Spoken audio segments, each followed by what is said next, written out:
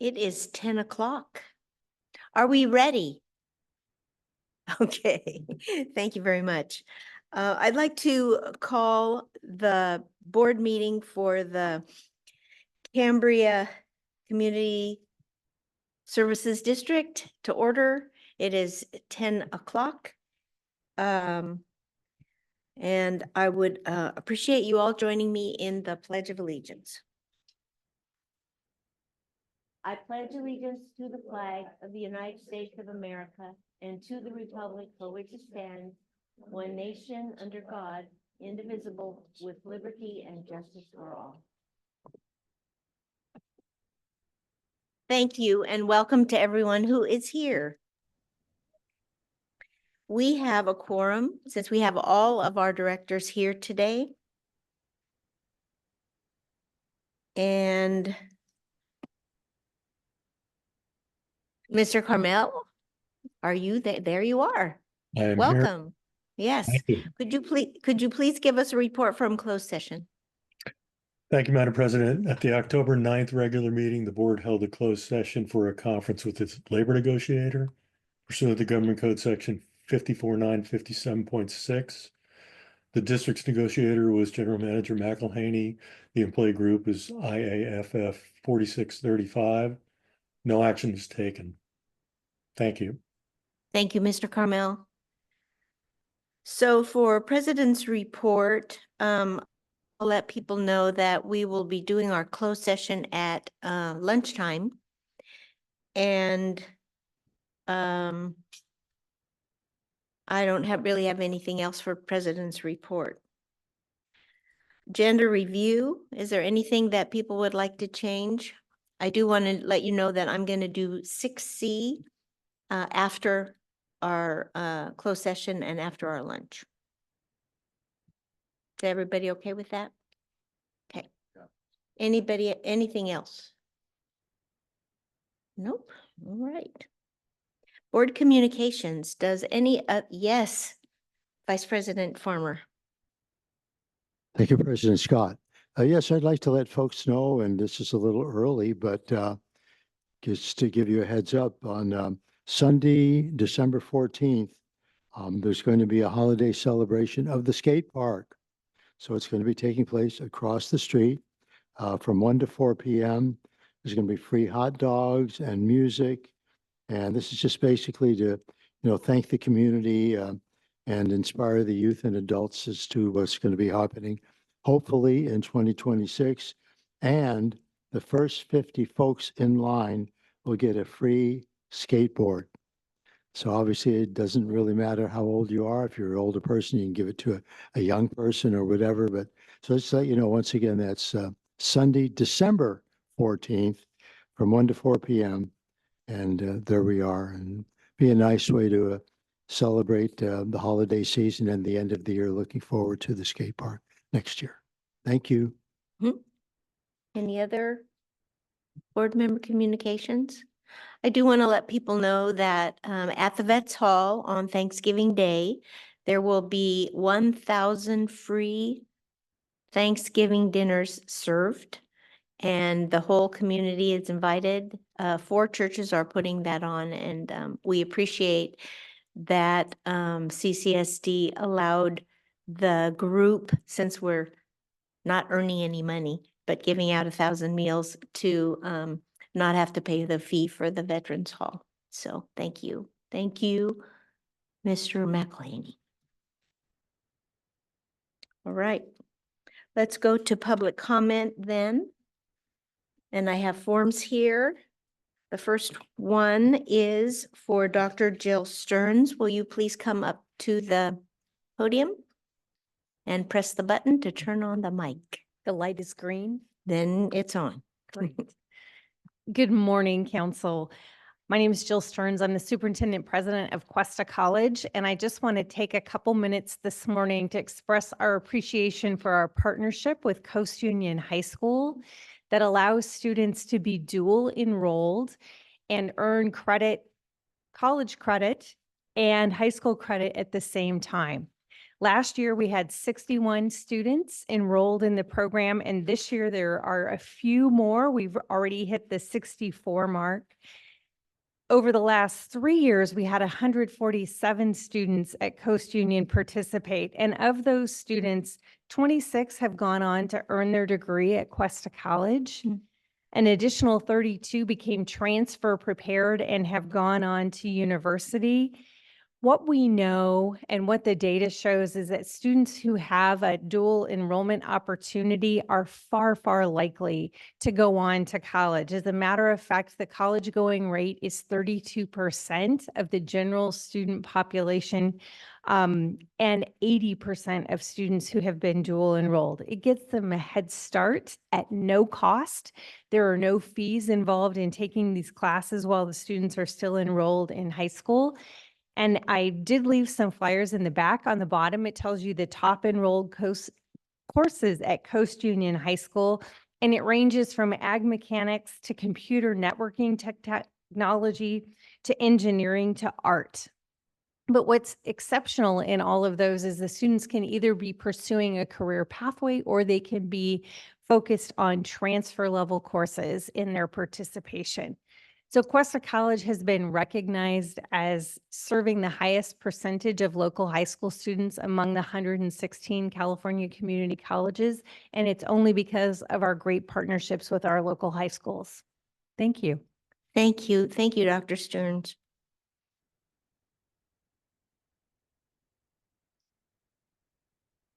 Okay, our next public comment is from Christine Heinrichs. Ms. Heinrichs?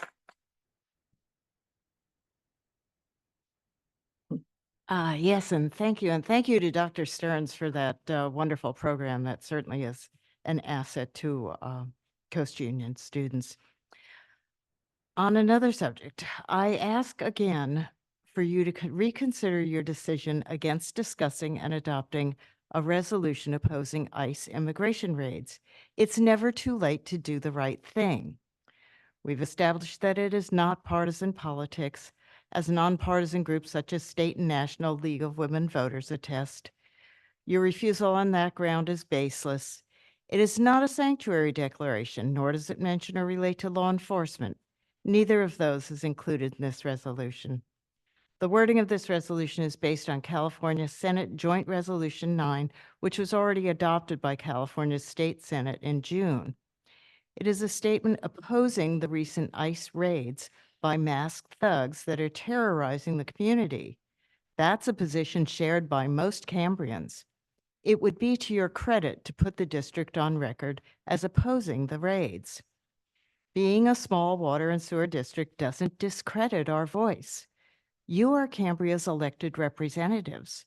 We all have more power than we sometimes imagine. We've just got to use it. Leadership is about the actions you take, not what you say behind closed doors. Actions such as these illegal raids don't arise out of nowhere. Their seeds have been planted long ago. What we're seeing come to fruition now has been in process for years. Our failures to stop these kinds of abuses in their early forms has allowed them to take root. Now is the time to act. They run when we chase them. We can stand up to this. We can call it like we see it, President Obama said on a recent podcast. We need people who have whatever platforms they have to be able to say, no, that's not who we are. We have to be willing to have a hard conversation and stand for what's right, not our neighbors, not on our watch. Thank you. Thank you, Ms. Heinrichs.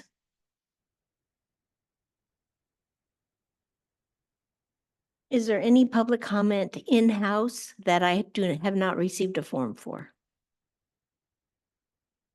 Okay, is there any online? No. Okay, thank you very much. Then let's go ahead and go to public safety. We have the Sheriff's Department report. And I think we received a handout for that.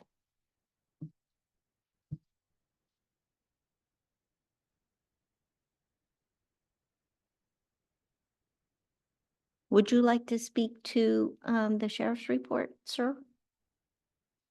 I believe you might be referring to the California Highway Patrol since Commander Yeah. Haba from the sheriff's isn't speaking.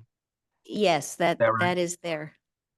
Okay. We can go ahead and do the highway patrol report. Is that okay, or did you want to say something?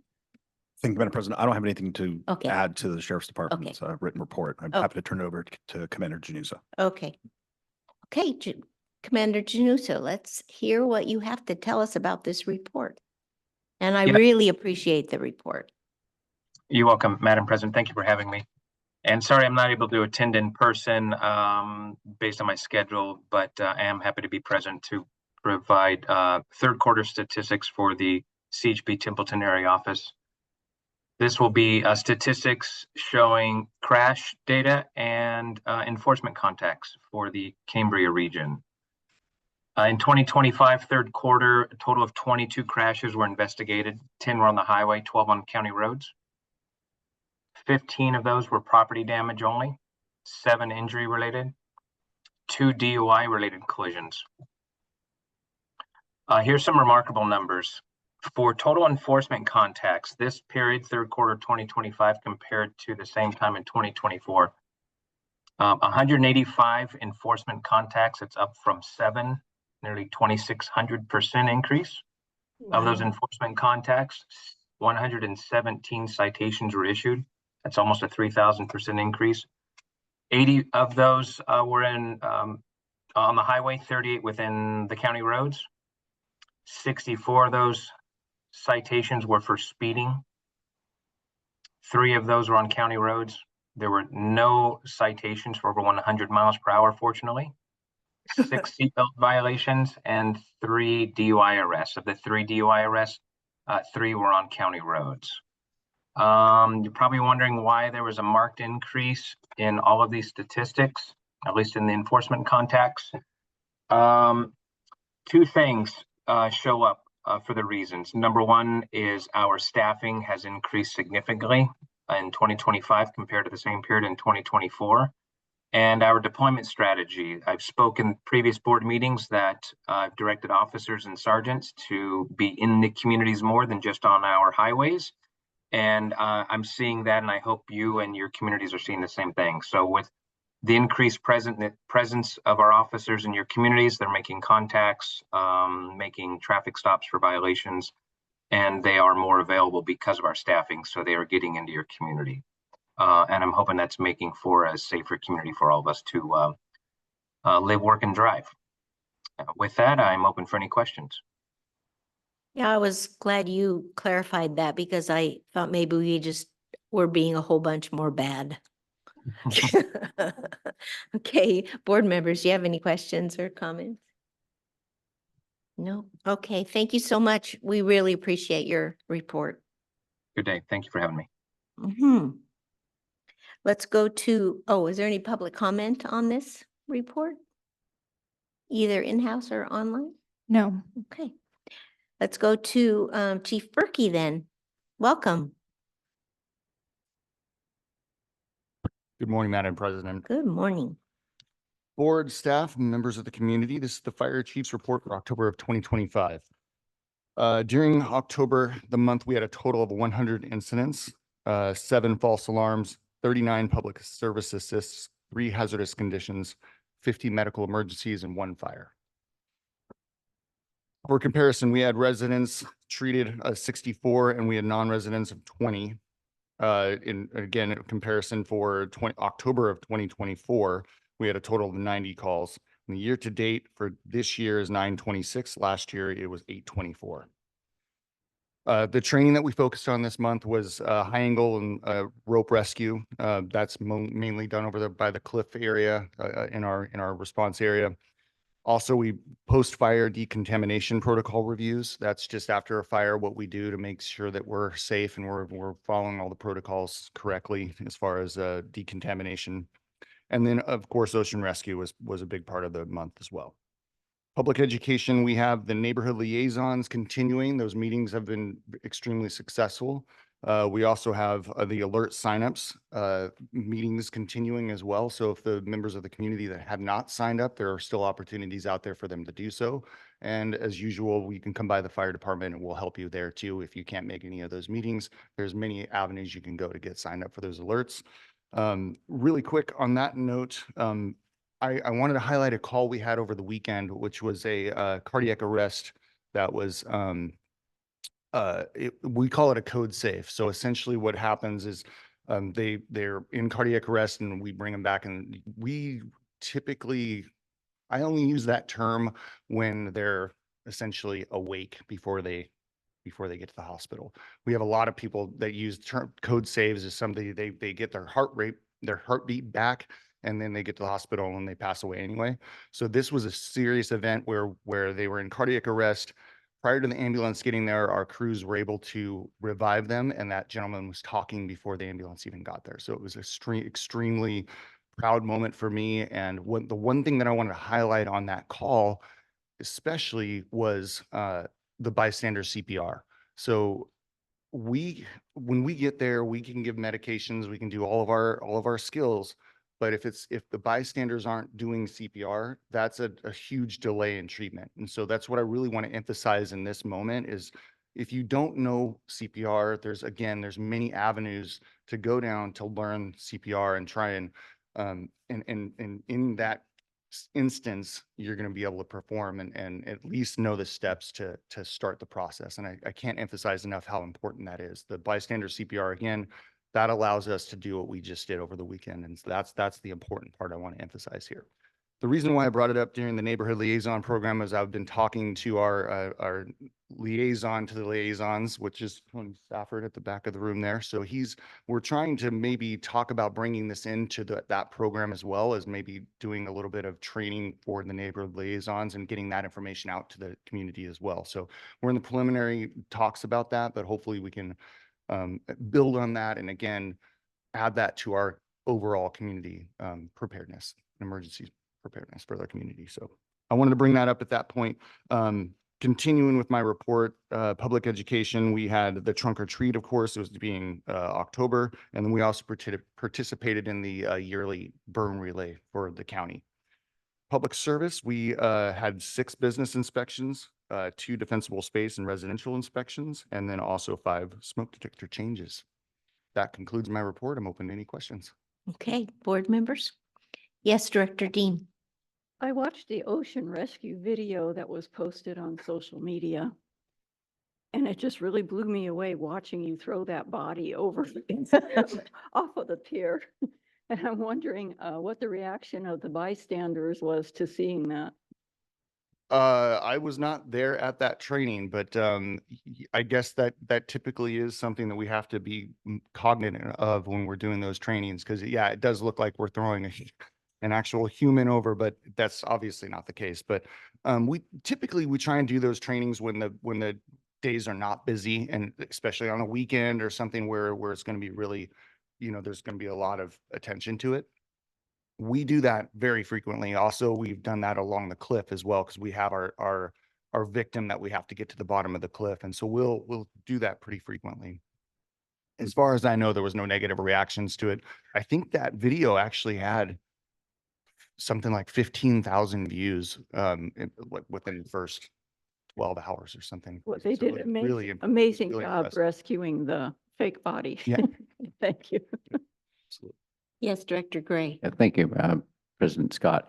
Yeah, thank you for the report, Chief. I had a comment, I had a question actually, and it was actually could have applied to last month, because we've posted this wildfire readiness brochure a couple times now. On the rules for zone 0 and defensible space. Defensible space generally I can understand, but I see different ways of describing the rules for zone 0. And I don't know if the state ordinance, the state law, local ordinances, and this brochure are all on the same page. I'd understood that you really can't have plantings of any kind in zone 0.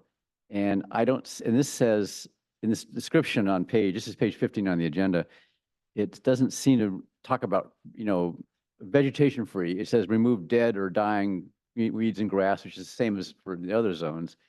And I don't, what is the rule? Because I mean, because insurance companies have different ways of defining it. And, but usually I've understood any shrubs, at least, anything that's grows up with any elevation, I've heard that's not supposed to be there. But what is our rule on that? So you're right. There is a lot of information out there. There's a lot of, when it comes to those, every single zone that you have, there is sometimes conflicting information. And we have to remember the overall goal is just to reduce the fire safety or the fire threat to that area. So yeah, if you have a potted plant, as long as it's in a kind of what they call a non-combustible, so whether it's terracotta or whether it's, you know, some sort of ceramic, that's probably the best versus plastic. But even a plastic, you know, potted plant isn't the end of the world as long as it's as long as it's green and you're taking care of it. It's not a huge threat. We're really trying to look forward or look at kind of, like I said, just reduction. We're not trying to eliminate it completely. We're just trying to look at reduction. And so a lot of those guidelines are there just to say, think about these things. Nobody's perfect. We're not asking for perfection in a lot of these areas. So that's why it's a little vague, because we don't want people to just go through and annihilate their entire house and, you know, have and spend a ton of money doing all of these. The insurance, I'm not even going to touch that one. No, The insurance, yeah, their own, yeah. well, that'll be a whole nother conversation. But what we're asking again is just, generally speaking, we want to reduce that vegetation. If you have heavy vegetation around your area, especially if it's dead or dying, we want that removed. But the potted plants typically can be okay. Yeah, that's good. Thank you for clarifying that. I've noticed we did some pruning around our house. Sometimes you have shrubs that are foundation shrubs right at the base of your house, and you prune them over the years, and they look nice and green. But inside, there's this huge amount of dead growth inside, and Right. we noticed that does happen sometimes. So it's good to know. Yeah. Thank you. Thank you. Any other board members, comments, questions? Do we have any in-house public comment? How about online? No. Okay. Thank you so much, Chief Berkey. We really appreciate your report. Thank you very much. And would you let me know who is online?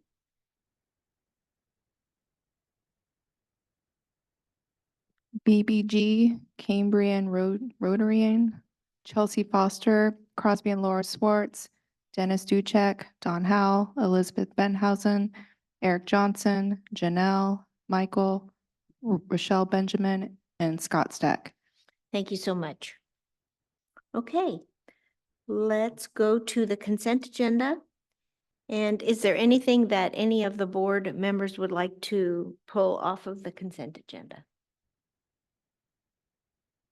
Yes, Director Gray? I just have a question, a question about on the fund expense report, but not a poll. Okay.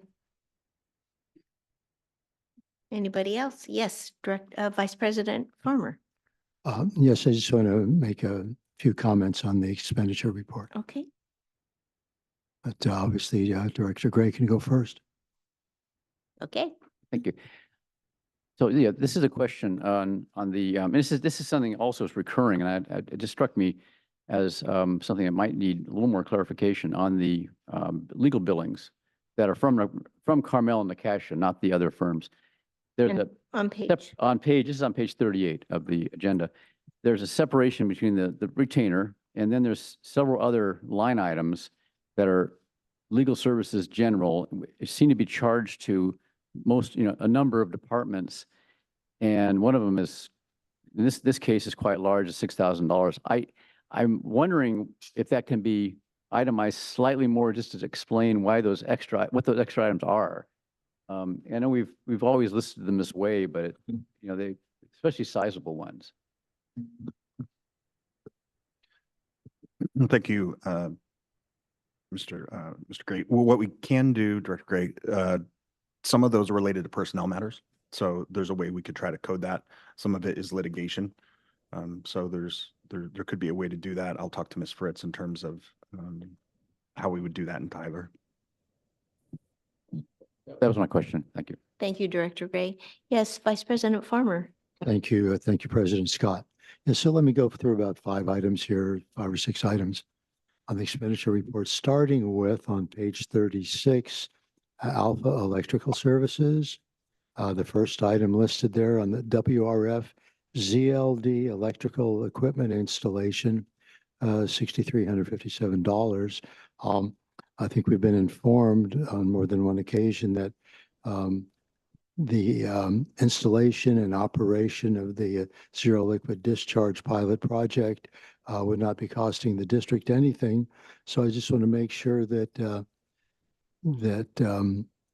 global, I'm trying to remember, was it Global Innovations, that they're going to be repaying whatever monies we spend for the ZLD. So I see that Utilities Manager Green has stepped away. So perhaps we can get a response from the General Manager McElhaney.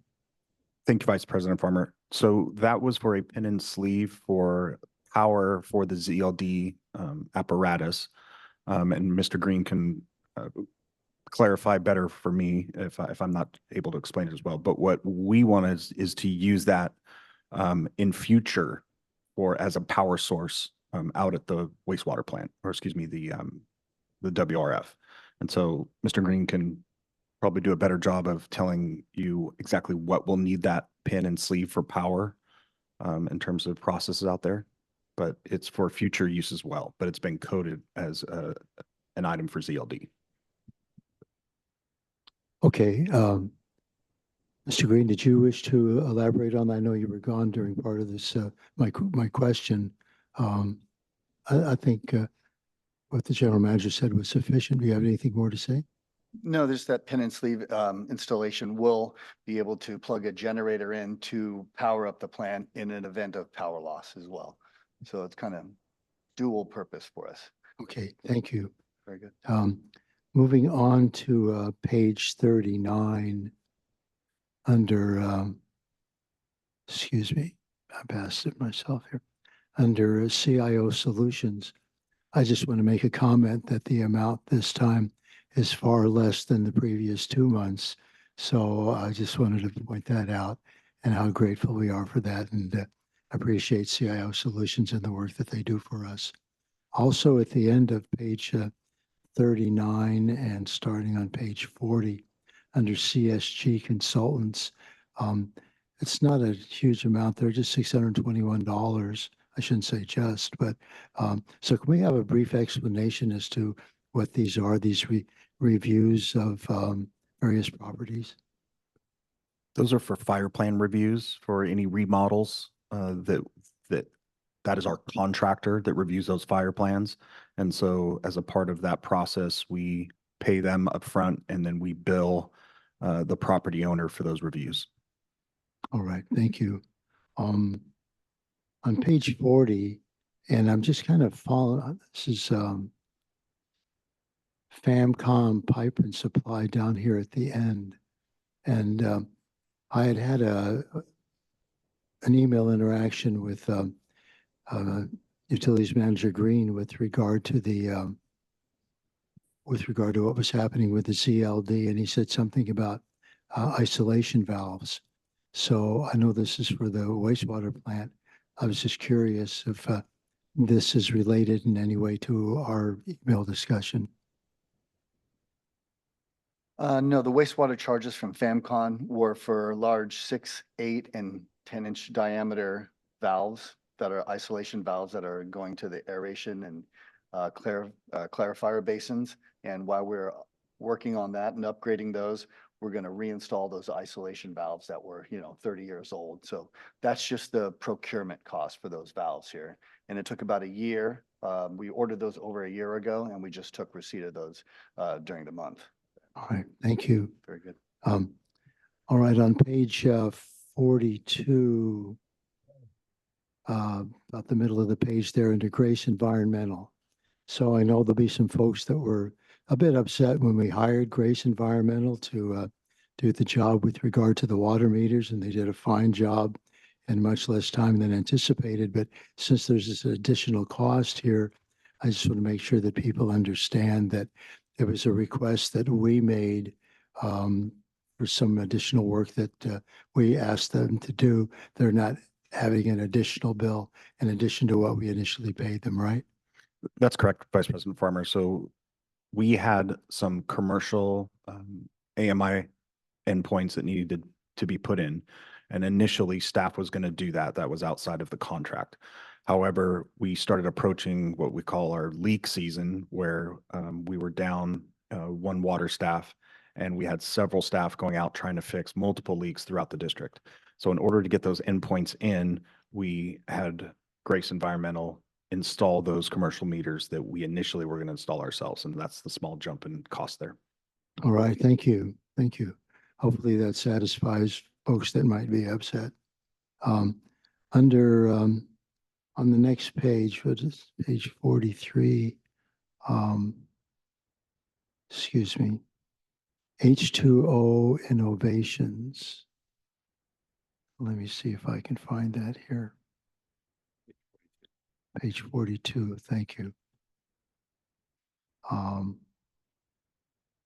So I'm just curious with regard to the item for $21,000, plant audit and chemical pump integration for the WRF. Could you just explain briefly what that is? I'll do it briefly, Vice President Farmer, and turn it over to Mr. Green. Essentially, that's updating and upgrading our analytics system, a lot of the computer system that is able to analyze the data from the processing of the WRF. Mr. Green? Yeah, that also is the operating systems update to that. You'll see that AirLink modem. So now we have communications there, so we can do live updates on that as well. That also included pinning of the ultrafiltration media as well. So you had programming, comms, and then some repair or updates to our media and that as well. Okay, thank you. I have two more brief items on page 50. The Baldwin Group. I think I probably asked about this before. It's under T, oddly enough, the Baldwin Group. Just a brief explanation as to employee benefit analysis, which seems it's been happening. So once again, what is that about? So, Vice President Farmer, we as a district have not had our benefits provider essentially analyzed for several years. We've been with CalPERS for our health benefits.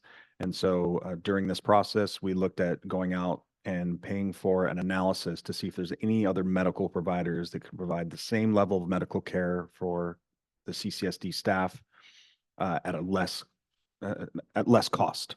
And that hadn't been done for years, and several other agencies have done this and found cheaper solutions or cheaper options to provide the same level of healthcare.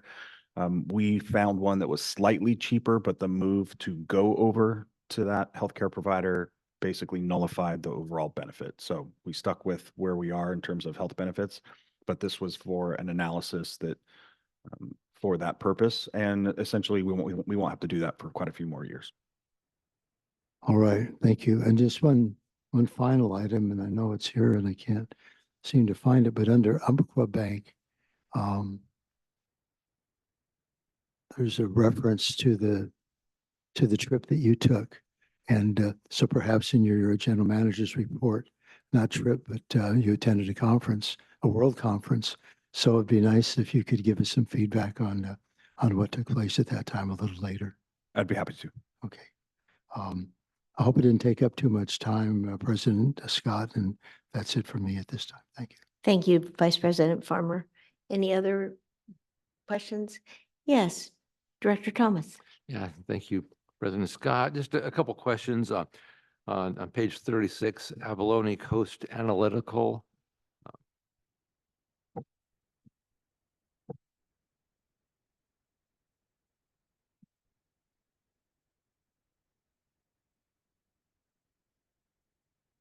Vice President Farmer, I can speak to that. Or was it Director Thomas? I'm sorry. That was for the brine that we had analyzed that was currently in our tank. We have to have that analyzed. South San Luis Obispo County disposal needs those analytics before we can haul off and dispose there. Cool. Yeah, yeah, clear. And, you know, not a big item, I was just curious, on page 37, you know, beautify Cambria for remaining balance due for trash can liners. But, oh, that's interesting. I haven't seen something like that before. Is that an ongoing thing, or is that just like a one-time thing? Mr. Aguirre, did you want to come up and answer his question?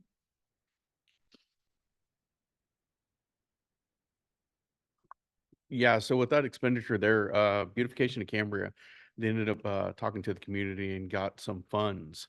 And I turned that helped them out. The funds that they ended up granting from, I believe it was the chamber and different people here in the community, was only a certain amount. So we picked up the remaining balance of it. What they are, they're plastic liners that go inside of the troopers out on the street. Some of them have holes, they're leaking, stuff of that nature. So what we're going to be doing is going out and replacing those once those come in. But that's the hard plastic liners that go inside of there. Cool, way to go. Thanks. Yeah, just curious. Thank you, Mr. Aguirre. Then page 39, 2,500 to the city of San Luis Obispo for the administration of the regional solid waste rate review. Just curious.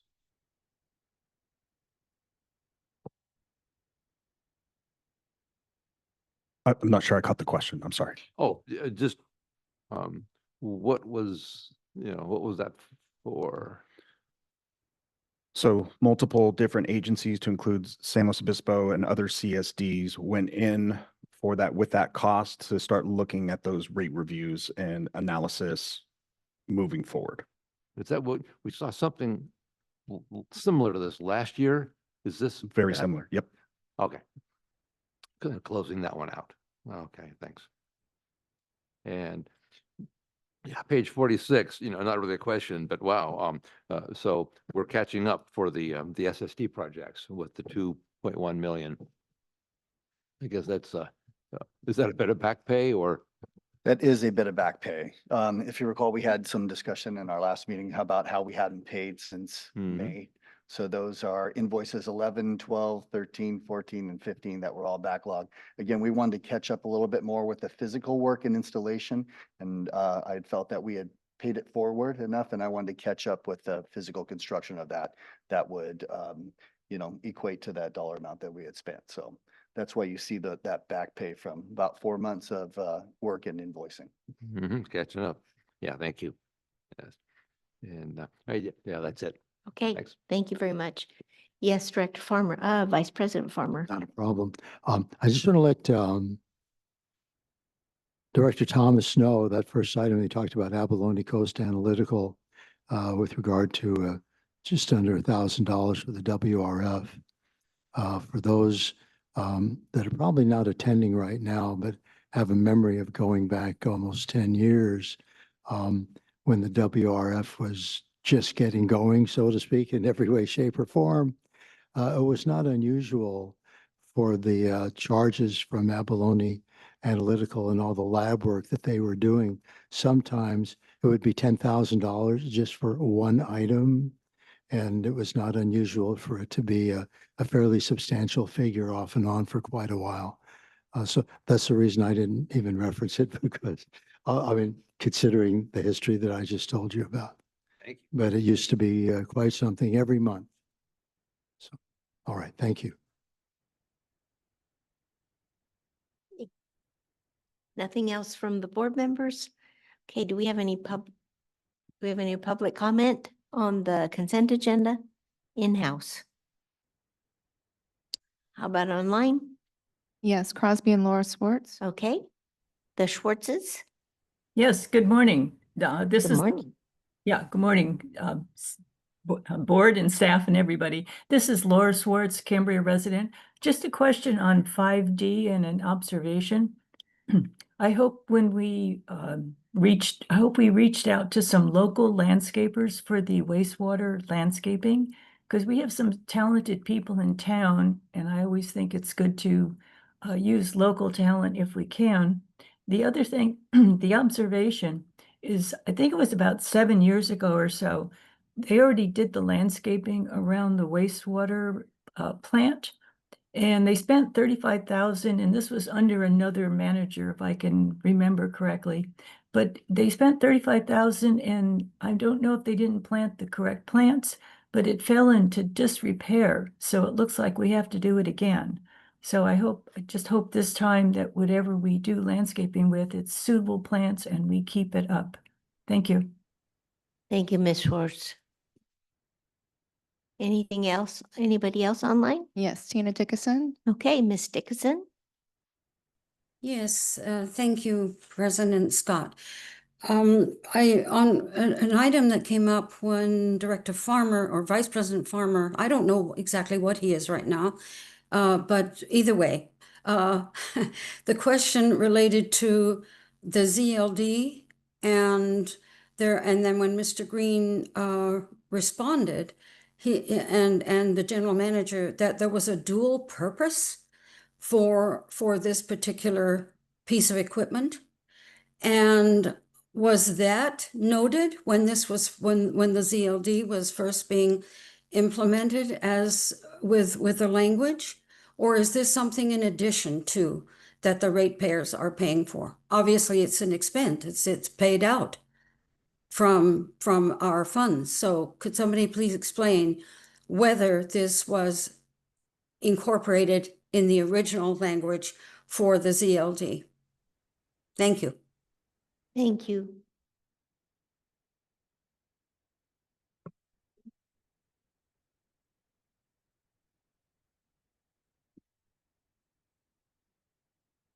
Okay, is there any other information? Anybody else online who would like to make comment? No.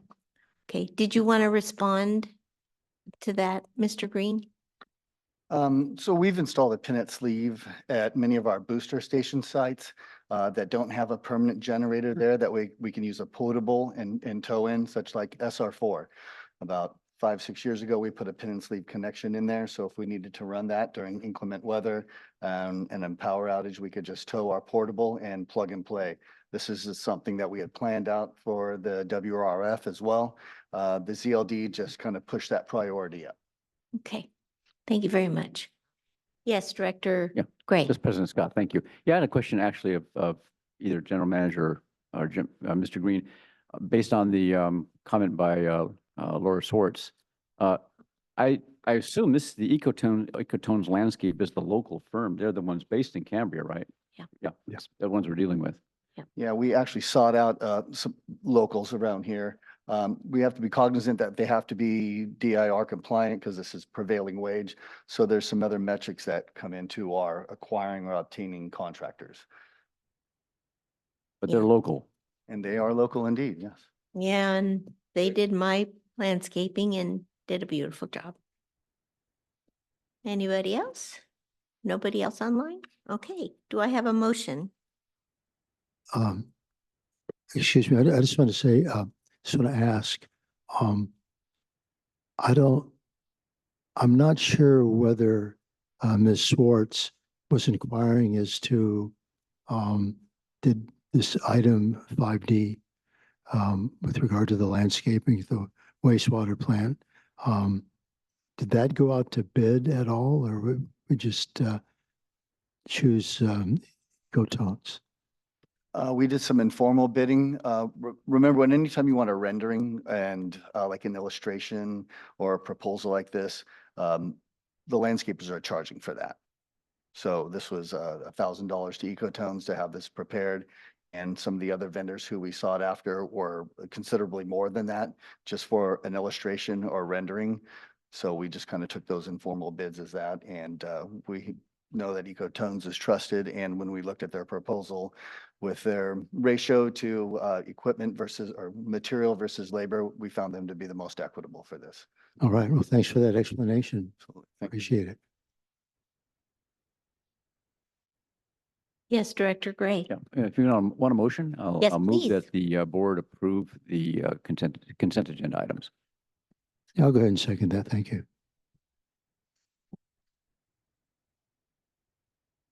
Director Gray. Aye. Vice President Farmer. Aye. Director Thomas. Aye. Director Dean, Aye. President Scott. Aye. Okay. Let's go on then to regular business, and I would like to welcome Badger Meter, Ion Water, and we're looking forward to your presentation, so please come up to the front.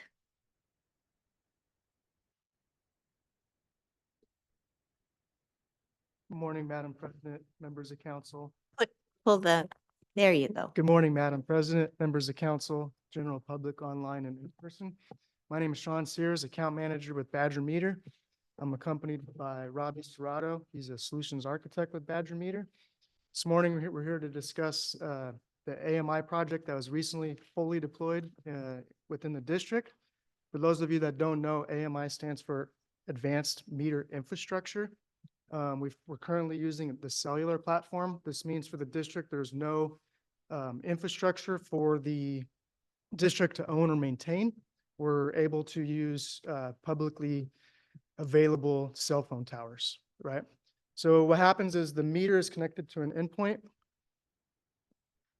The meter is connected to an endpoint. That endpoint calls down to the water meter every 15 minutes and gathers its consumption data, stores that data in the endpoint, and then 4 times a day, Monday through Friday, once on the weekends, it calls all that data into our system.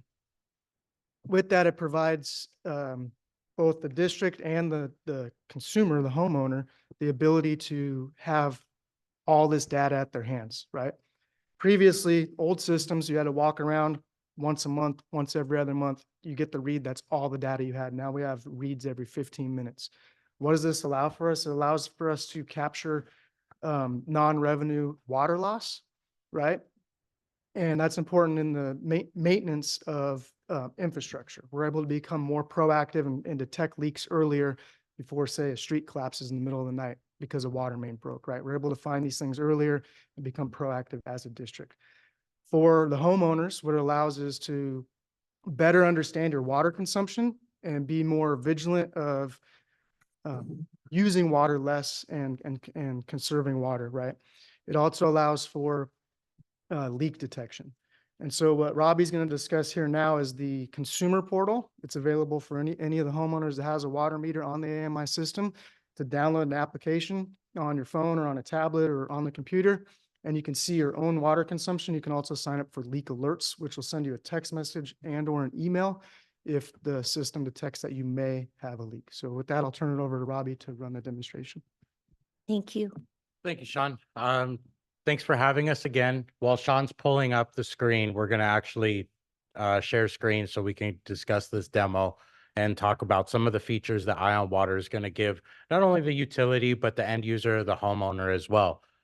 First, I'd like to mention for the homeowners to sign up for Ion Water, they are going to need their account ID, just like it's on their bill. So if there's hyphens or anything like that, it needs to be identical to the way it comes on the bill that's being sent to their address, and also the zip code. So those 2 pieces of information, you're able to sign up for the Ion Water portal, and you can start receiving the notifications as well as looking at your consumptions. Sean had discussed that the endpoints themselves, the cellular endpoints, do call in multiple times a day with 15-minute increments of data. Monday through Friday, you're essentially looking at 96 reads a day is what you're going to be able to see. And again, this will help identify leaks and just overall consumption if you're looking to conserve or concerned about your water usage. So as you can see on the screen, Sean is displaying, this is our demo site. We're based out of Milwaukee. So we're not displaying any customer information right now. But if you look on this page, this is ionwater.com. We do have a web portal. If you are looking to use the app, again, Android and Apple, you just go to the App Store and you can download the app as well. And the login is the same, or creating the account is the same. It's going to ask for an email and a password to generate this account. So you can see at the very top, we're looking at a specific account. You have the ability to link more than one account into your Ion Water portfolio. So if you're managing another property, or if you have relatives that you're looking to assist and help out, you can link more accounts into your Ion Water and be able to look at more than one location with one login instead of having to generate multiple logins. If you do generate multiple logins, you'll have to have a unique email address per login when you generate that. So starting at the very top right there, we see the location address. And as Sean scrolls down a little bit here, we have also the leaks, the set where we could also set the leak alert. So if the account has any current leaks, this is where it will be displayed. The way Badger Meter identifies a leak in your system or for the end user is we're looking at the usage. We are assuming at some point of the day, there's going to be zero usage. Whether you're sleeping at night, work during the day, whatever your schedule may be, there should be some point of zero usage. So if we see 1 gallon an hour or more in a 24-hour consecutive period, this is how we'll flag as a possible leak for the end user to investigate or to look into. Other than that, if you go to, Sean's got it highlighted right now, set leak alert, the end user also has the ability to configure a leak alert based on flow rate that you choose. You have two different options. You have continuous flow and you have intermittent flow. Continuous flow is going to be for the properties that are maybe hospitals, hotels, irrigation, where we're expecting 24-hour usage. We're not going to see that intermittent or that stoppage. Intermittent flow is mainly residential and businesses that aren't operating 24 hours. And this is how you're identifying what type of leak alert you would like to set. For the most part, everybody's going to use intermittent flow, which Sean just clicked on. And so if your hourly flow exceeds X amount of gallons per hour, this is a customizable thing. So again, Badger Meter is going to identify a leak at 1 gallon an hour or more in a 24-hour consecutive period, but the end user has the ability to adjust that to whatever they feel they want to be notified as. So typically we kind of see customers use 4 or 5 gallons an hour, 10 gallons an hour, depending on how large the property is and how much the consumption can be. So this is completely configurable for all end users. And then the set reminder frequency, right below there, you have day, 2 day, and 3 day. So if you have an ongoing leak, how often does the customer want to be notified? So let's say the leak has started on Monday and it's continuously going. You can be notified daily that we haven't hit that threshold of a zero consumption or gone below that 5 or 10 gallons an hour every 2 days or every 3 days. The notification type that you see it there at the top, you can be notified via email or via text message. So depending on what you select, you can pick either or and then fill out the information to the right-hand side. So email is going to be an email, text message is going to be a phone number, and that's how you're going to receive these notifications from the Ion Water portal or the Ion Water app. Next.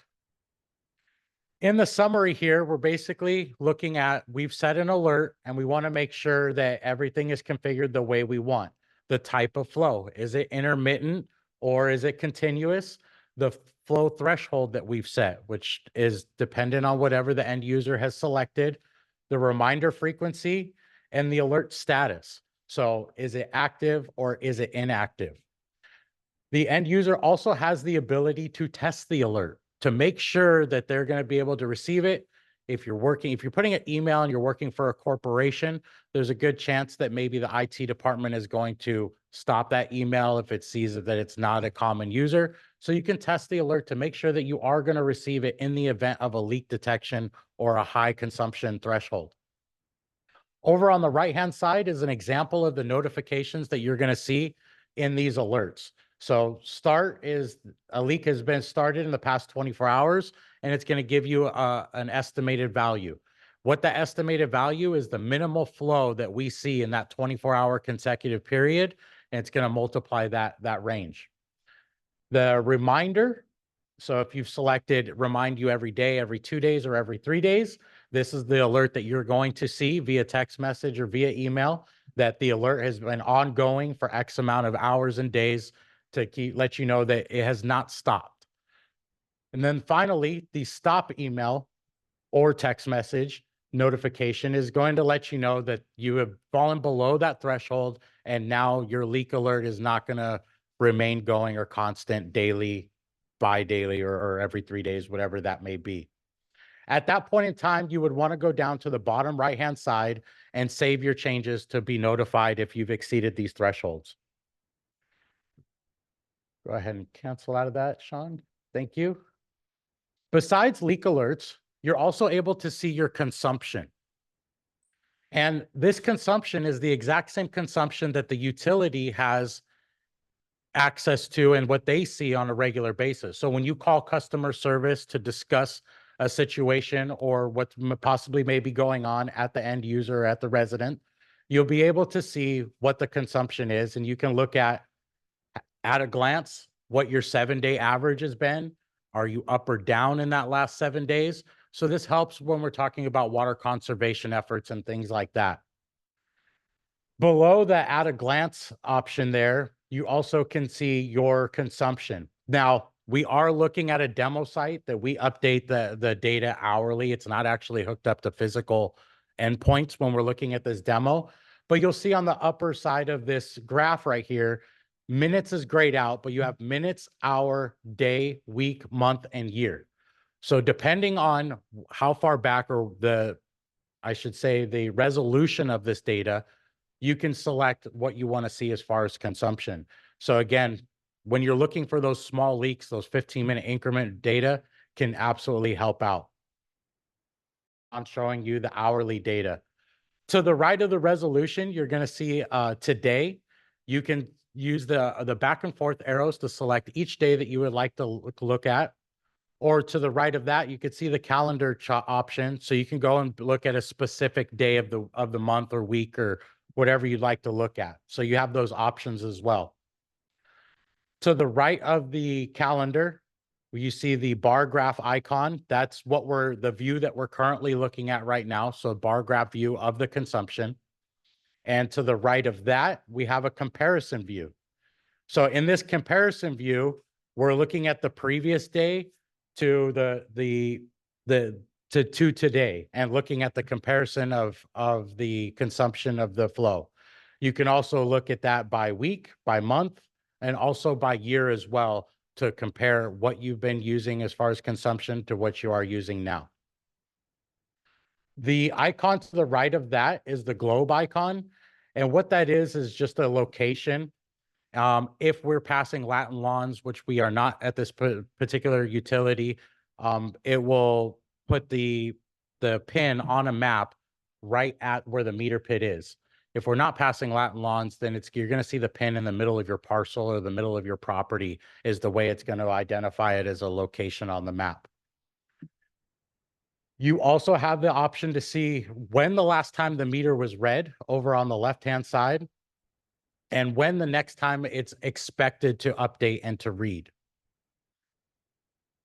The graphs that we talked about on the right-hand side, you also have the ability to print and download.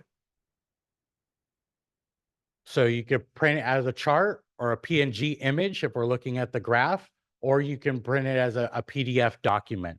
So if you'd like to take that as reference outside of the Ion Water app, you have the ability to download that. Under more options, we have overlays. So you can change the units. Some of our utilities will go by cubic feet. For end users, it's kind of hard to relate to as cubic feet. So you have the option to change the unit of measure to whatever you feel best. Typically, a lot of customers are going to go with gallons. That's what we see the most. On the overlays, we have the option to overlay depending on what's available by temperature range of the pit. We can also look at the local water or the local weather forecast and look at precipitation or rain possibly. If you're looking at irrigation and things like that to try to maybe prevent irrigation during those days. So you have these overlays to kind of look at this data as consumption. You scroll down a little bit, Sean. You also have the option to export the data. And again, the Ion Water app is available in the App Store for Apple and also for Android on Google Play. One thing I would like to mention is there are 85 customers in the utility that don't have adequate cell coverage for the cellular endpoint. They're using an ME endpoint that the utility is going by monthly to drive by and collect a read. Those end customers will have access to the Ion Water app, but if you are one of those customers, you are only going to see a monthly read. You are not going to see down to the 15-minute increment read. So you aware of that. Any other questions, you could always reach out to customer service at the utility, and they also have us as an option for support as well if there's any further questions needed. Other than that, that concludes our, I would like to mention up at the very top here, this is our demo site, but you can see these notifications. So the utility also has the option to send out any type of notifications if they need to shut off water for whatever reason, and you could be notified through the push notifications that way. So that is all configured in the Beacon software that the utility will have access to. That is not an end user to send out notifications to the rest of the customers in the system.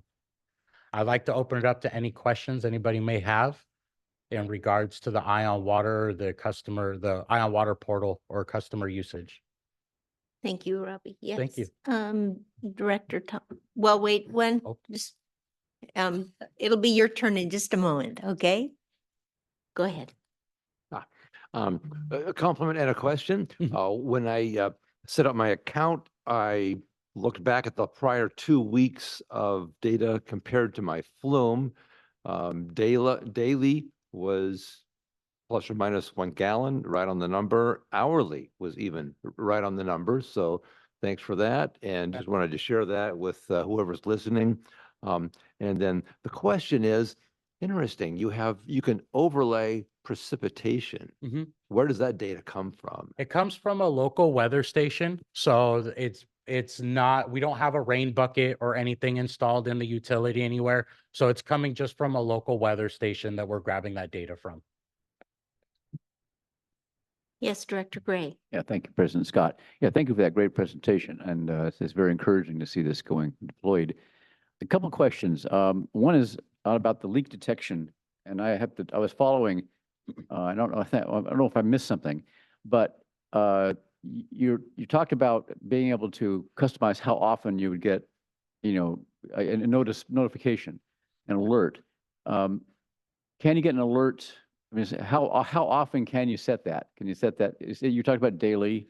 It can be daily, every 2 days, or every 3 days. But it can't be more often than that. It cannot be more often than that. It's So like- if once the alert is flagged, you will be notified either daily, every 2 days, or every 3 days. There is an option to go farther than that because it is something that we would like corrective action as soon as possible. And related to that, because if you have a leak that's a large leak, say there's a valve, or a valve that malfunctions, or like a sprinkler valve, or say your toilet doesn't close like you expected. Absolutely. Something big happens, and then I think this has led to some issues with people's bills, I think, in the past. For large discrepancies in consumption, is there any way that the notification can be made more quickly? The way Badger Meter flags a leak is a 24-hour period. We don't really understand that if something happens right there and then, is it consumption or is it a possible leak? So to answer your question, the bare minimum is 24 hours of constant consumption before that leak is flagged, and that's not adjustable. Okay, thank you. One other question on the customers that don't have the adequate cell service. How do you know you're one of those? Is it a particular area, or is it just isolated cases? It's going to be more than likely a particular area. I like to open it up over to utility manager. They'll know specifically where those locations are. If you do sign up for Ion Water, the way you can tell very easily is you will only see a monthly read. You won't see the 15-minute or the hourly data and things like that. Thank you. No, absolutely. Did you have a comment? So the locations of the, I'm going to call them manual registers here, they're kind of sporadically throughout town. So wherever there's a little pocket, remember we were going through Verizon and AT&T. So neither one of those providers could get accurate signal there. And so again, those are just certain pockets. They're not all unfortunately in one location. They're just kind of randomly scattered throughout town in those pockets that don't The receive. cell carriers are always making upgrades as well, and that's something we monitor, right? So if one day we do get adequate cell coverage in those areas, it's simple, just go swap the endpoint for a cellular endpoint, and then you'll have that data. So we are keeping track of it. Okay, any other board member questions? Yes, Vice President Farmer. Yeah, I just want to make a comment on the very thorough presentation that we received, as well as the more than adequate answers to questions that have been posed. So thank you so much. Thank you. And I want to talk about that I had a leak and I was on vacation. So I was able to contact someone who was staying at my house, and they were able to intervene, and the leak was then no longer there. So thank you for that. Fantastic. Yeah. And that's the main reason, is to notify before you get that large bill and make, be a little bit more proactive than reactive sometimes. Yes. Okay. Do we have in-house questions? Now, sir, this is your time to ask a question. You want to come up to you have to speak so that people can hear you. Thank you so much. And your name? Name's Gil Eastman. Okay. Hello, Does- Mr. Eastman. Does it reset at the beginning of the billing period or the beginning of the month? When you're asking on the reset. Yeah, let me get my mic. Sorry about that. Can I, hold on, don't go too far. Can I just clarify when you're asking what resets, the consumption or the leak rates or? Consumption. Consumption. So the consumption will always be a daily type of task. This is not a billing interface. This is mainly for consumption and leak rates. So there is no reset unless the meter possibly gets changed out or anything like that. And all of that will be calculated into the consumption of graphs and stuff like that as well. Okay, so it's showing the monthly usage? It's showing hourly, actually 15-minute increments, hourly, daily, weekly consumption from now until you move out of that resident. Think of it as a odometer in a car. Got it. Right? It just keeps moving forward. And then what billing does, which is a separate platform, billing will take last month minus this month, and that's the month consumption for your bill. Got it. Thank you. Thank you. Thank you for that question. Do we have any other in-house? Yes, please come up to the podium. Rob Borstelman, Cambria. Thank you. Can I have Flume and this meter at the same time? Wait. Oh, sorry. Sorry. That'll depend on the meter technology. So if you have what we call a positive displacement meter, then yes, the answer to that question is yes. If you are using our ultrasonic meter, and I'm not sure if you have any of those and there might be some of them sporadically throughout, but if you have an ultrasonic meter, then the flume will not work because the flume base is on rotations of the nutating disc. From my understanding, most of everything is a positive displacement meter and it should work. But if you see an Ultra E series or ultrasonic meter, then it will not work with the flume. Okay, so then my next question is, my Flume notified me that it was moved and now it's not reporting. And I noticed that when they did the meter, they covered the cover with a pile of rocks. I'm guessing intentionally so that we wouldn't go back in there? No? No, we always like to leave the meter box lid available so we can access that in case of a leak. So that's our only way to water to your house there. So we would never cover that up. In fact, we leave that exposed so that way we could. I guess access it at someone any else time. did then, because it's very neatly piled rocks right on top of the cover. So it's okay for me to take them off and go in there and check Absolutely, the yeah, flume. please do. That'll probably inhibit signal from that as well, because there's a little disc on top about the size of a hockey puck. That's what actually transmits. Okay. So we'll then need that exposed as I'll well. check that out. And Okay. then just one last comment. Were we notified individually when we got these new meters? So I didn't realize I had the meter until the email from you yesterday prior to this meeting. I didn't even know I had the meter on there. And when you turn it on, you only get data from that moment, right? When you sign on to your, No, it's the data is backfilled from when the meter was installed and went live. Well, then I'll take a look at the website because mine's only showing from yesterday going forward. But we might want to notify, if judging from the attendance here, that we might want to notify people that they have this. I don't think a lot of people even realize that they have the new meter. Yeah, the original contract was for 3,770 meters, and so we didn't notify each residence individually on that. It was just kind of a blanket installation that went out from one end of the town to the other, so I apologize. All right, thank you. Very good. Can I ask you, sir, do you receive all of the emails from CCSD? I do. I'm on the, I receive Good. everything from you. Okay, thank you. Yes, General Manager McElhaney, did you want to speak? Thank you, Madam President. I Yeah. just wanted to follow up on what I assume was your comment was, Yeah. is that we put out several notices that the AMI installation has been in progress for months. And so there's at least 3 or 4 notices that went out to the public, at least through that email subscription list that notified of these. Now, the day in which we replace those endpoints on any specific residence, that's not communicated, but we did a blanket notification. Right. Yes, Director Dean. And I want to thank you for coming to the board meeting to do this presentation. You did the presentation at the R&I committee a few months ago when we were first online and people were just now trying to sign up on the portal. So this gives them further information, knowing that everything is connected now and a refresher on how to do it. So I really appreciate your very thorough presentation. Thank you so much.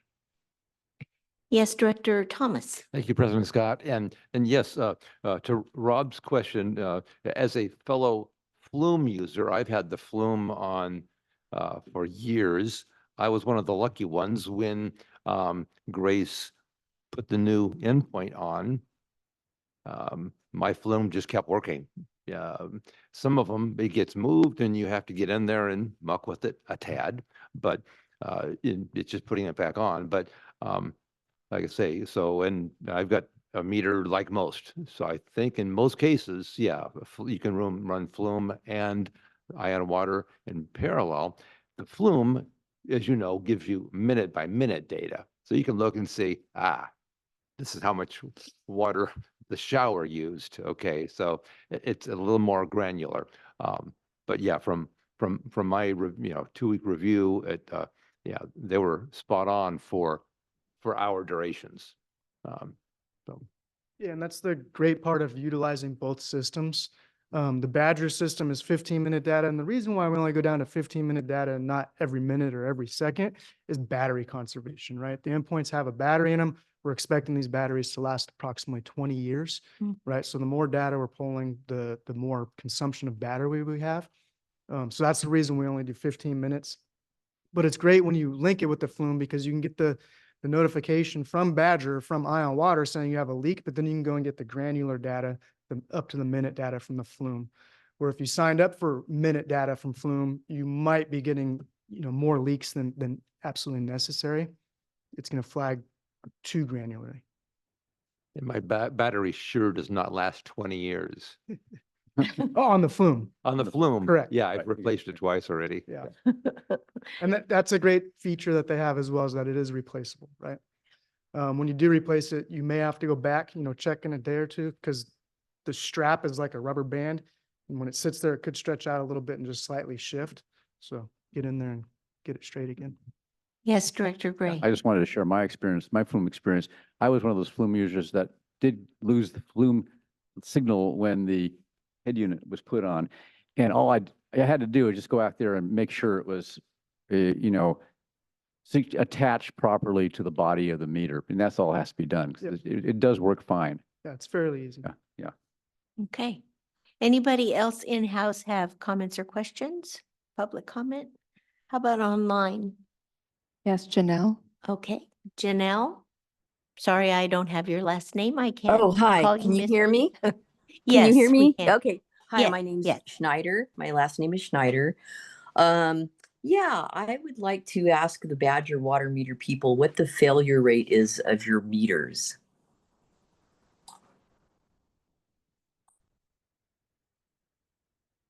Hello?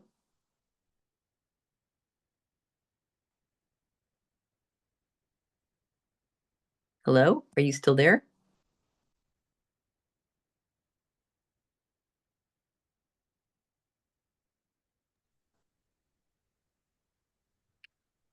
They're frozen currently. Okay. Yeah, yes, I have some questions. I'm sure AGP is working on it. Okay.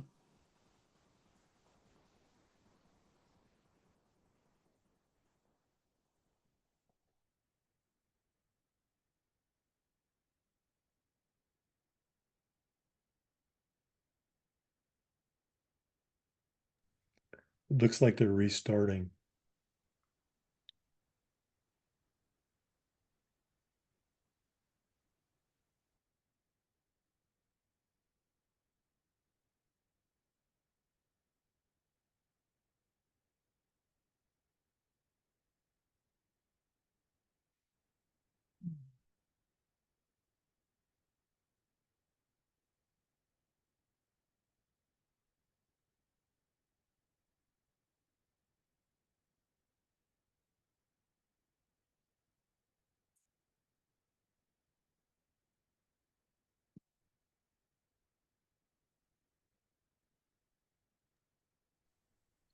For those that are hearing me, they are rebooting the system. Oh, okay. Thank you. Thank you. Thanks.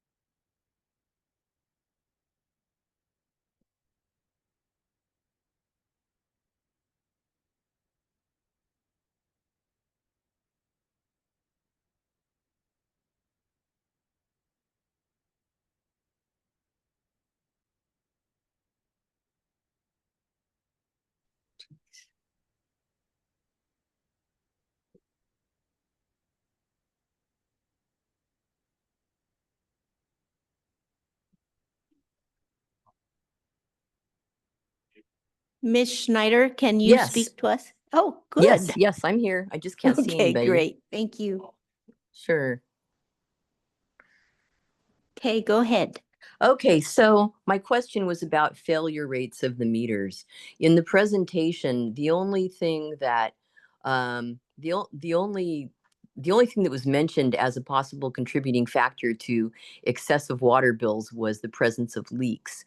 And I'm sure that the meters are not infallible, so I'm interested in knowing what the failure rate of these meters is, first of all. And second of all, I'm sure that you've gotten quite a few calls or in-person visits from ratepayers in Cambria in the past couple months. So I'm sure we're not the only ones who experienced an outrageous doubling of our water bill. So there are a few other questions that I have and a few other things I'd like to comment on, but my initial question is about the failure rate of the meters. Would you like to go ahead and ask your questions, and then we'll answer them once you're completed? Well, it's kind of more of a conversation, I think. Well, let's see, where do I start? So we, among many other people, I'm sure, because I've seen conversations on Nextdoor and talking with people in town, experienced, our last bill was twice as much as our previous bills had been. And this is not just us. This is, like I said, other people in town. So we were very concerned with this since our water usage has not increased at all. And we keep a very good handle on our water usage. Our meter does not um, it, indicate any presence of leaks on our property or anywhere near our property. So we went down to the water office and took historical data about water use, about all of the sources of water use on our property, and pointed out this discrepancy in billing. First of all, we were told that we would receive a call back from a general manager or a manager or somebody. This was 2 weeks ago, have not received that call back. Second of all, we went on the Ion Water app last night, and the previous week had registered 0 water usage. Actually, I think it was 0 water usage since October 30th. Now, this was yesterday, so that was November 12th. There was no water usage until all of a sudden there was water usage yesterday, about 4 times in excess of any water that we did use yesterday. 15 minutes later, there was an additional elevation in our reported water usage, and we had not used any water whatsoever. So it seems to me that there is, I will just err on the side of charitableness and say that there has been a very big adjustment period on the part of the water district, and how to use this technology. But there's also been really, in my opinion, a grievous lapse in communication with your ratepayers and responsiveness to your ratepayers. This is not a small bill. This is a huge, life impacting water bill. And I'm just very dissatisfied with any, actually, there haven't been any explanations. As someone that I'm familiar with also contacted the water district and said, why is my bill showing this outrageous amount? I am a single person. I live alone. I don't use any water. And the response from the person that she talked to was, well, did you have any visitors? Well, Ms. did they Schneider? have? Yes, ma'am. Ms. Schneider, I Yes. really hate to interrupt you because I Go think what you're ahead. saying I'm- is really I'm get- important, but I'm getting you're off only, on, I'm getting off on a tangent, so. well, not only that, but you're only allowed 3 minutes and Okay. so anyway, thank you. And we will be answering a lot of your questions here as soon as Okay, soon as great. we have our staff do that, okay? Okay, who will be doing that? Well, they're gonna speak to you right now. Okay, great. Thank you. Bye-bye. Yes, Mr. McElhaney. Thank you, Madam President. Yeah. There's a lot to unpackage there. We did have issues with approximately 50 to 60 customers in the transition and the integration phase between the AMI meter, Badger, our system. A lot of those residents did call. Several of them were underbilled the previous month. And then I think even Director Dean had the same experiences. Yeah, me too. We're underbilled 1 month. And typically our customers, when they're underbilled and they see a lower bill, they don't call. God. Yeah. There's no phone call about that. However, when we did the catch-up process, those units that were not captured on the previous bill were rolled over to the next bill, and then they saw a much larger bill that is triggering and does generate these phone calls. For Mrs. Schneider, she can come by the office and contact us there. And we can work through that bill. Mr. Steck's at the front desk. He does a pretty good job of explaining that, and we can look into whatever issue she has. I wasn't made aware of her issues, so I apologize if she didn't get a call back, but I would definitely will reach out to her once we follow up, and she can send me an email, and I can get that to our administrative team. We'll look at her bill and see if we can't communicate that to her.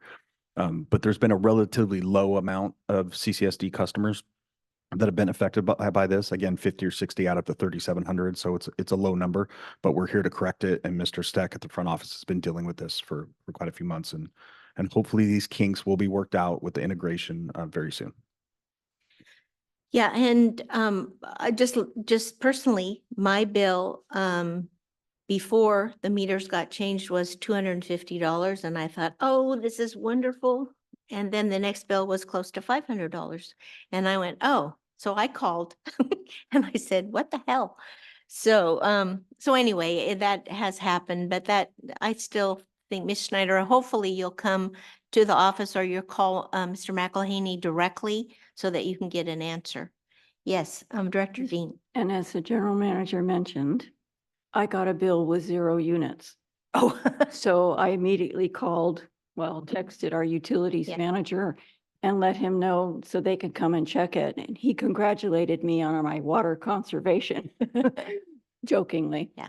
But yes, that was a matter of connecting it between the meter and Tyler, and the following bill caught up on all of those units that I actually did use.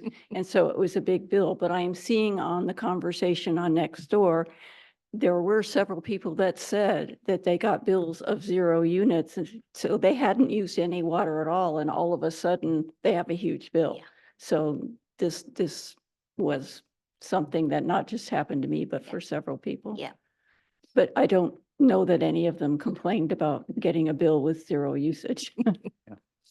Okay, yes, Director Yeah, Gray. just to add to that, I maybe like my question is, what if if people see that big jump in one bill, I would suggest, I guess you could do this. You go back, keep your bills from like say 3 or 4 cycles before.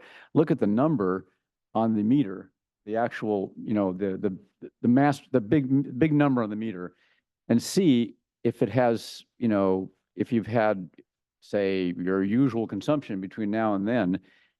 In other words, if your meter said 6547 or something 3 months ago, and now you're at 6572 or something like that, you could say, okay, even though there's been this huge, disruption in the bill, I'm still kind of the odometers were still, accurately measuring the water. Is that a way to kind of figure out if it's the problem with the integration, or there's something really wrong with the meter? Thank you, Director A. That's accurate. And that's to an extent a version of what Mr. Stuck does. He'll go back and look at past usage and averages, and he'll take a look at that lower month, look at the new bill, you do some division there, and then they're averaging about the same unit usage. And a lot of this is coming on the tail end of our busiest billing cycle of the year. So we're coming at the end of a billing cycle where people were using the most water they use out of the whole entire calendar year. And so there's a mix of that. I will say there's a mix of the meters reading more accurately and less water loss. So you'll see a slight tick in your bill there because it's capturing more. There was a comment from Mr. Schneider about the failure rate of the meters. Typically, if there's any meter failures, it's in the favor of the customer. And so some of this has triggered us to replace brass bodies, which was the goal of this phased approach. And so there's several factors to some of the bill increases. Additionally, the CIP adjustment, so the rate increase occurred in July, and we're starting to see that captured on the bill. So there's multiple factors. Yeah, and that percentage increase was what, 3%? I believe it was 3%. Yeah. Okay. Anything else in-house or online public comment? Yes, Tina Dickinson. Okay, Ms. Dickinson. Thank you. Well, the last speaker prompted me to take a look at my meter, and I think CSD, who keeps track of the billing, probably knows that I'm one of the lowest, my husband and I, lowest water users in the district. And I just got the shock of my life when I looked at the water meter reading. And it said, so my last bill was for the current reading was 535 units current reading. And it says 10,649. So I will put in a request at the water department to have somebody come by and look at this meter, because there's no way it could go from 535 to 10,649. That would be a good idea. Well, not only a good idea, I'd like a response. Thank you. Thank you.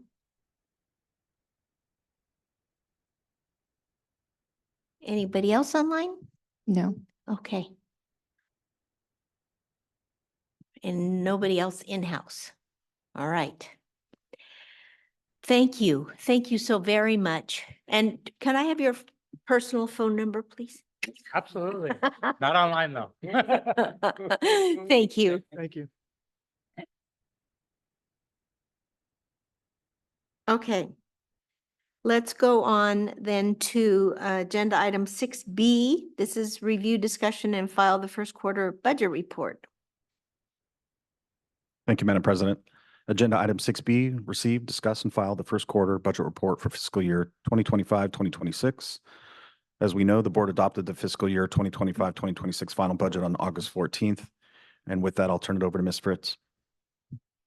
Good morning, Ms. Fritz. Good morning. How are you? And so agenda item 6B is going over the first quarter budget report. As typical this time of year, our revenues are kind of lagging. So in every department, the expenditures are exceeding the revenues that we bring in. There are two budget adjustments that are reflected here that were approved by the board in the first quarter. The first one being the Stewart Street tank renovation and for the purchase of the fire engine. So both of those items are reflected in this first quarter budget. So this report covers the period of July 1st, 2025 through September 30th, 2025. I would say all activity is typical for this time of year. And there's nothing of note that I wanted to point out. Do you want me to go through the report? in Sure. Detail? Okay. Yeah.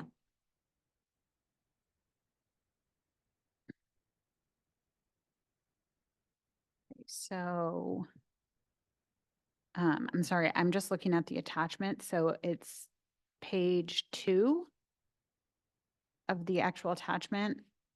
It's just how my agenda is showing up. Okay, and just to let people know, the finance committee has already taken a look at this and given feedback. Yes. And they decided to just let the board know that they approved of Yes. the information. Yes. And I suggest anyone who's interested to tune into those meetings because there's a lot of good questions and a lot more detail asked in those meetings. So the way that this is structured is we have, so again, on page 2 of the attachment is the general fund summary. So you'll see the general fund is comprised of the fire department, facilities and resources department, and the administrative department. So there's a summary sheet on page 3 of all that activity. And then it goes into detail for each department. So on page 5 starts the fire department. And page 6, you'll see all the revenues. And so far this year, the fire department, like I had said, has only taken in $80,000 of revenue. We don't get our property tax allocations until much later in the year. And then the next, they'll start in on the expenses, salaries, benefits, and all the supplies and services. At this time of year, it's just business as usual. We're not seeing anything really outstanding. But you will see a large deficit on page 8, which is very typical for this time of year. Again, because we don't have the cash flow. So on page 11 starts facilities and resources in the same sort of format, with the revenues being listed first and then all of the different expenditure categories. And again, there's really nothing outstanding in these or anything that's out of the ordinary.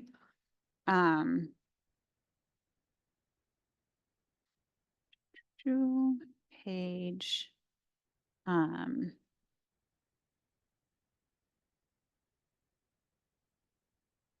20 starts the administration department. And there's no revenue in those areas. And all the expenditures are in there, and there's nothing outstanding for these 3 months that are outside of the normal operation. And in the administrative department, we do allocate a quarterly allocation out to all the different departments who cover the costs of the administrative department. And on page 26, you will start the enterprise fund summary. So that is And this is comprised page 121 of the 121 of the agenda. board package. Okay.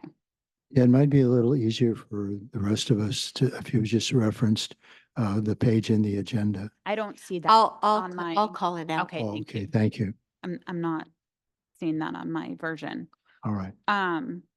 So the enterprise fund summary is they're comprised of water, the WRF operations, WRF capital, and the wastewater funds.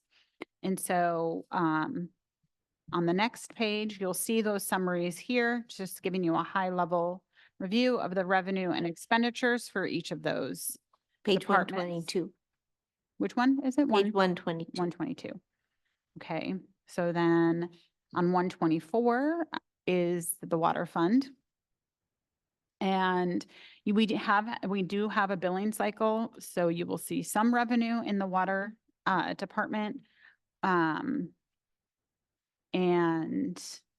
some other miscellaneous, the wait list annual fee is in there. And then it goes down to the expenditures, salaries, benefits, and supplies and services. And nothing is out of the ordinary at this time of year.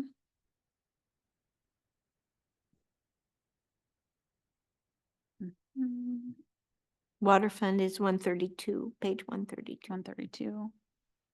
So the WRF operations are next, and that is page 133. 133. So the WRF operations and the capital fund. So again, we have had a billing cycle, so you will see revenue for the WRF operations. And all the expenditures listed. And then the capital expenditures are on page, it's page 42 of mine. 138. 138, thank you. Is it possible that I could pose a question? Sure.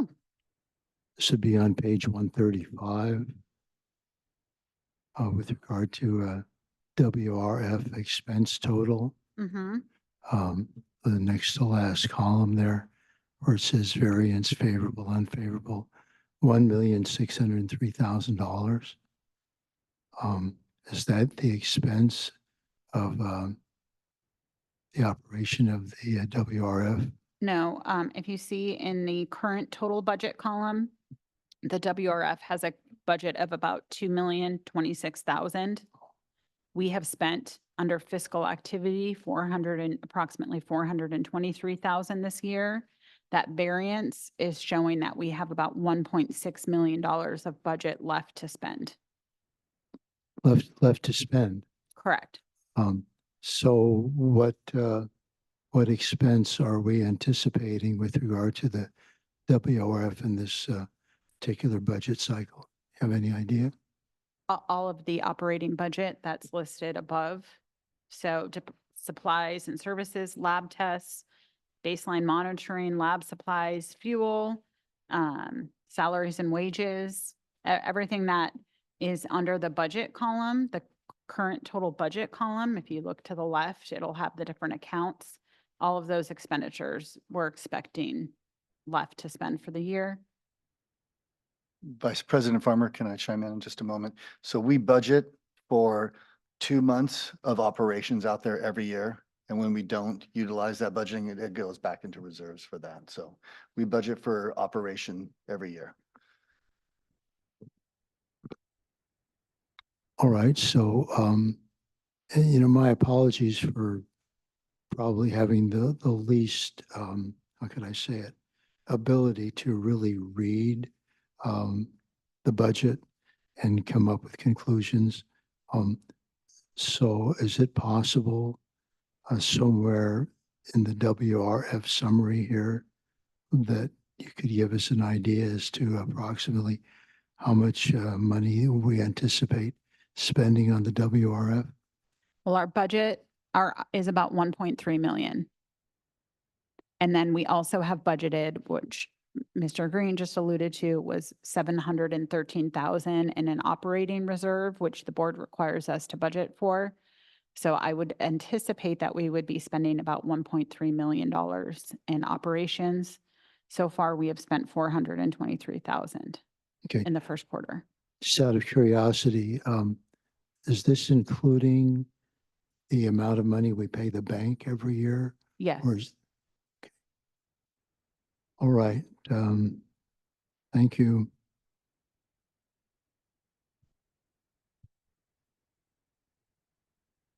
Okay, and so then I'm going to go down to the wastewater fund. President Scott, if you give me a page. It is on page 140. 140. So again, there's some revenue in there from the first billing cycle. And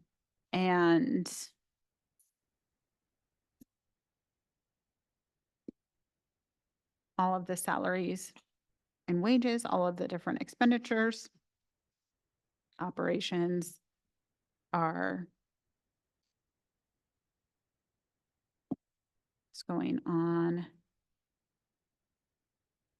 as normal. And again, this is through September. I think Director Thomas had pointed out that we've made some payments for the SST project. You will not see those in here because they happened in October. So those will be in the next quarter budget. I'm just looking at it and I was like, oh, that's, but so that's why Oh, it that's is a not good thing. in this report.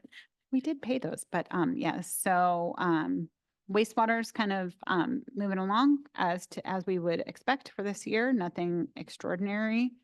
And then with the quarterly budget reports, I provide a capital improvement program update.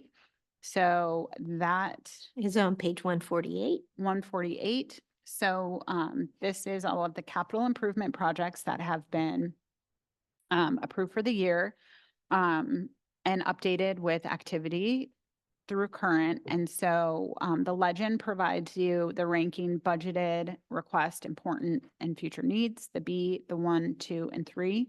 And so everything updated would have a B. That's things that have been budgeted for this year. So if you look under the administration department, you can see the skate park is listed there with all the different funding sources. And so far this year, we have spent $4,252. And then if you go to the activity to date column all the way to the right, it is showing you that we've spent to date. So this is prior year activity. We've spent $157,082 so far on the project. So That's on page 150. thank you. So that's kind of how this is laid out. It gives the intended budget, and then it gives our current year activity, how much we're budgeting for the current year, as well as activity to date, which would include any prior year activity that was done on the project. We do have quite a few projects that are being carried forward from year to year. So I think that's good information to have. And I have included the fire engine type 1 because it was approved by the board. So that is now listed there as a budgeted project or capital improvement. Our meter install, here's another one on the water department. Do you have a page for that? Yes, 155. Okay, 155. I would just, so it's at the very top of the presentation. I'd just like to point this one out because the project estimate field, the total was 576,500. This is 153. 153, thank you. And just the current total year budget is 12,619. We just have a little bit left in that project. I just wanted to point that out. So then the Stewart Street tank is listed. So I don't think I'll go through every project, but this, if you look at the ones with the B, these are the ones that are budgeted for and the financial progress towards completion.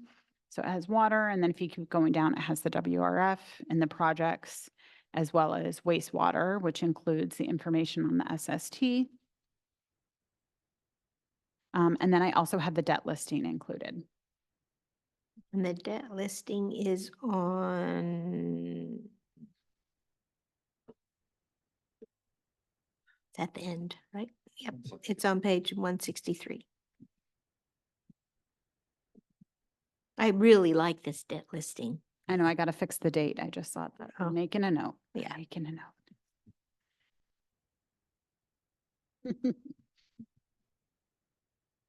Okay. And is there any questions? Questions from the board members?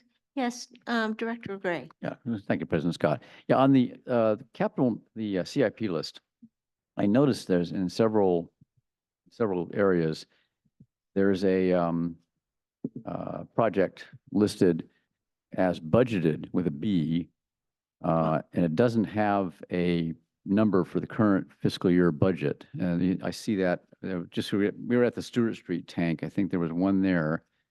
And there's a few in the WRF where, let's see, here it is. I'm going back to it. Where you have a number, in other words, you have a number, project estimate number, and it's classified as B, which means it's in the budget, but there's no budget number given for it. Those seem to me, and there's a few of those in the, if you give me a second here, I'll find one. I see You the see this generator for the generator for the Stewart Street tank replacement. Then there's a few in the WRF that are categorized as B, which don't have an actual budget number. And I noticed there's none that have the number 1 in the left-hand column. These seem to be equivalent to number 1, but they're not listed as such. I don't know. the ones They're not with the B. budgeted. They're not actually in the budget, but they're defined as they have the B saying they're budgeted. Well, they are in the budget. I just need to. Oh, they move are that in the over to budget. Yes, anything with the B is in the budget. So I can fix that. I'll Yes. add that to my notes. Ones I've been reserving for when we go through, like we're going to be going through the process of identifying projects for next year, is I'll start listing the 2s typically as 1s as they come forward as projects that we need to get done. So it's just kind of how I've been doing it, is I don't move it up to a 1 unless we're in discussions. And sometimes they may make it on the final list and sometimes they won't. And so then they might stay as a 1. But at this point, I might not have any 1s on there. Okay. So for the Stewart Street generator this is page 153 on the agenda, there's $150,000 for the project estimate. Then in the current FY budget, it's blank. But Yeah, so I just it's need going to to be, it's move going to that. be, Yes, I it's just going to need be to added to the move that budget. over there. Okay. It is in the It budget, is in the budget, just not noted here. and not on this spreadsheet. Thank you. Anybody else? Any other board members have questions or comments? No? Okay, we have a public comment by Ms. Heinrichs, but she is not here. Is she online? No. Okay. Anybody else in-house? How about online? No. Okay. So, do I have a motion to file? Yes, Director Thomas. I move that we file the first quarter budget report for fiscal year 2025, 2026. Okay, Second? great.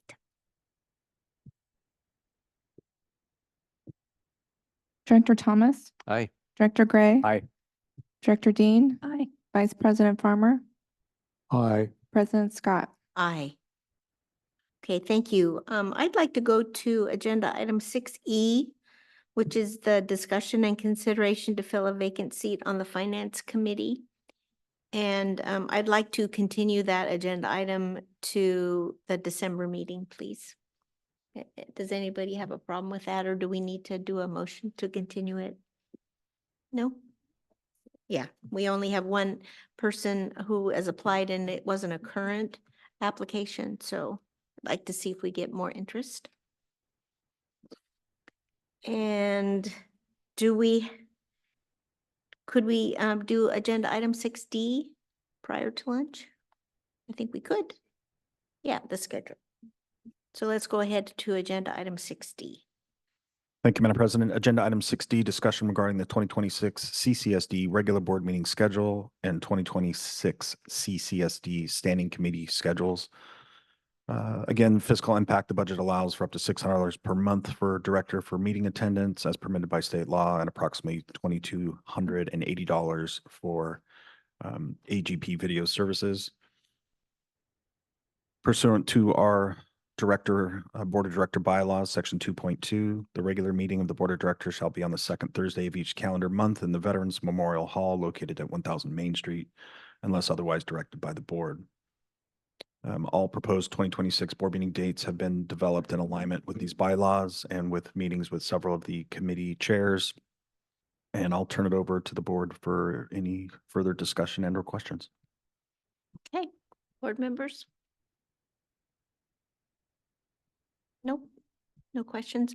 And we do know that there will need to be a change to the bylaws based on what is happening with the committee schedules. And yes, do you have a question? I think the bylaws already have a requirement for quarterly meetings Director Dean might correct me on this, but I think it's already in the bylaws. The Yeah, standing committees only have to meet 4 times a year. yeah, I think the standing committee, the minimum is 4 times a year. Okay, so maybe we don't need to have a, we'll check it and let you know. Okay. But Mr. Carmel may know. Mr. Carmel's the one who told me that we do need to do a change, but sir? The bylaws read, the committee shall hold regular meetings as often as once a month and at least quarterly on dates set annually by the committee. Okay. At least quarterly, but some of these don't have quarterly. The finance committee, and we will have a meeting, but we just don't know exactly what date it'll be based on when the budget is ready. Okay. President Scott. Yes, sir. Yes, I just like to ask a question. And I've already posed this to Director Dean in an email or text exchange. Have the members of the committees been made aware of the fact that the meetings are going from, say, roughly once a month to just quarterly? And have they provided feedback as to how comfortable they are with that? If they're in agreement, or would they prefer to meet a little bit more often? They have not, because we haven't decided to do that until today. And at that point, we can make sure that we let the committee's members know, and we can schedule special meetings if that's the case. Okay. All right. Thank you so much. Yeah. Yes. In the case of the pros committee, I informed the members of the pros committee that this was on the agenda. And all of them provided feedback that looks fine. We can always have a special meeting if the need arises. So, to your point. Anyone else? No more comments? Okay. I think we also had a request for, no, we didn't have any other requests for special. Do we have anybody in the house or online? Yes, Tina Dickinson. Okay, Ms. Dickinson? Thank you. President Scott, you did answer one of the items I was going to bring up, and that is that you can always call, if need be, a special meeting. However, on the amount of canceled meetings that we've had, especially this past year, what happens if you go to quarterly meetings and that the minimum would be, four meetings per year, but then you end up canceling some of those? Then what? Do you reschedule or call a special meeting? How are you going to work that out? I think it would depend on what the committee chairs want to do, and to make sure, we probably should do some change in wording with the bylaws. But I would think that there probably will be at least quarterly meetings, but the problem, especially with the finance committee, is that the meetings as they were scheduled last year fell at the wrong time. And so it wasn't, it didn't fit in with the schedule for finance. But I think also, and other people can speak to this if you'd like, sometimes because of how the projects are either ready or not ready, it's been it's been difficult to really adhere to the regular schedule that we had last year. So that's why we're doing this. So yes, special meetings will happen, I'm sure.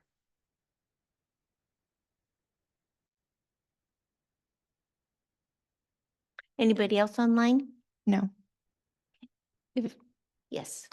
If I can address the meeting cancellations? Yes. Okay, sometimes they're canceled because for some reason we don't have a quorum. And other times they're canceled because there isn't anything really significant to discuss at that point, and there's no point wasting the staff's time to hold a meeting if there's nothing really pressing. So, Yeah, there are many different reasons why they have been canceled. Timing has been one that has been really important. Okay. So do I, nobody else online, Ms. Dodson? No. Okay, do I have a motion? Yes, Director Gray? Yeah, I move that the board approve the proposed regular board meeting schedule and standing committee meeting schedule for 2026. I'll second the motion. Madam President, Yes. we're going to bring this back. It requires a resolution, so I think we had planned on doing this in December. Am I right, Haley? That is correct. Okay, so we are going to continue this until December. All right, all right. So because it's 11:56, what I'd like to do is to then go into closed session during lunch, and we'll see how long that takes. So I don't know exactly when we'll be back. But Mr. Carmel, could you go ahead and introduce our closed session? Certainly, Madam President. The district will, or the board will now adjourn to closed session for a conference with its labor negotiator pursuant to Government Code Section 54957.6. The district's negotiator is General Manager McElhaney. The employee group is IAFF Locals 4635. And for a performance evaluation of district council pursuant to Government Code Section 54957B. Thank you. Thank you. Do we have any public comment on this? We do have a form from Ms. Heinrichs that says she would like to comment, but she is not here. Is she online? No. Okay. Well, thank you very much. We are then in recess for our closed session.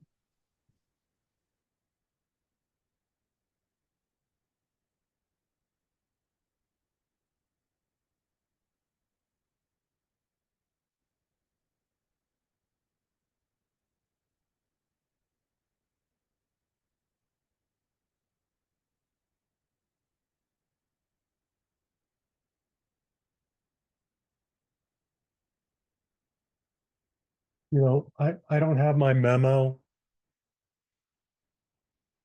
Lane. Lane. Lane.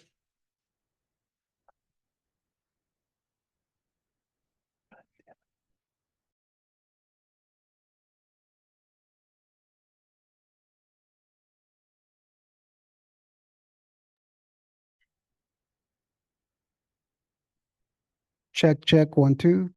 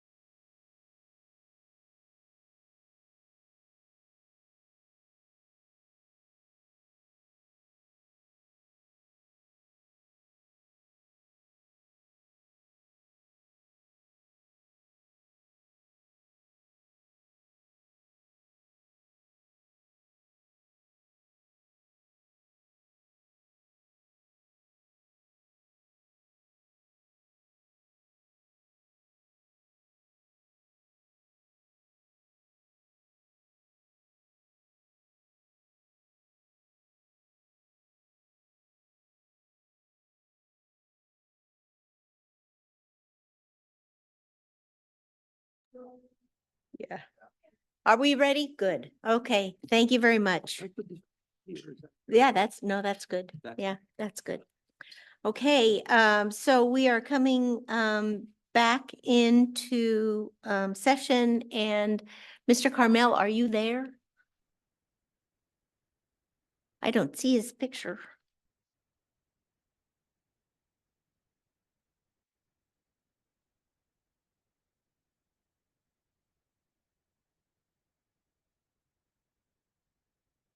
Yeah.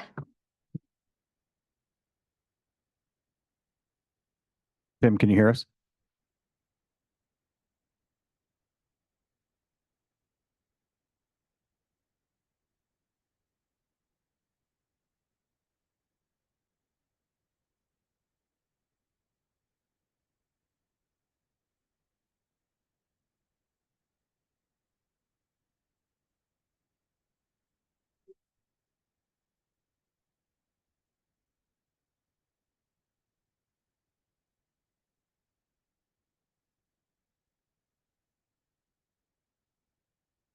There he is.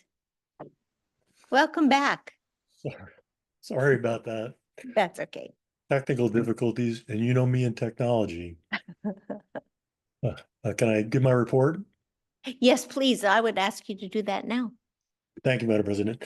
Yeah. The district board just returned from a closed session for a conference with its labor negotiator pursuant to Government Code Section 54957.6 and for a performance evaluation of district council pursuant to Government Code Section 54957B. No action was taken. Thank you. Oh, you want to speak again?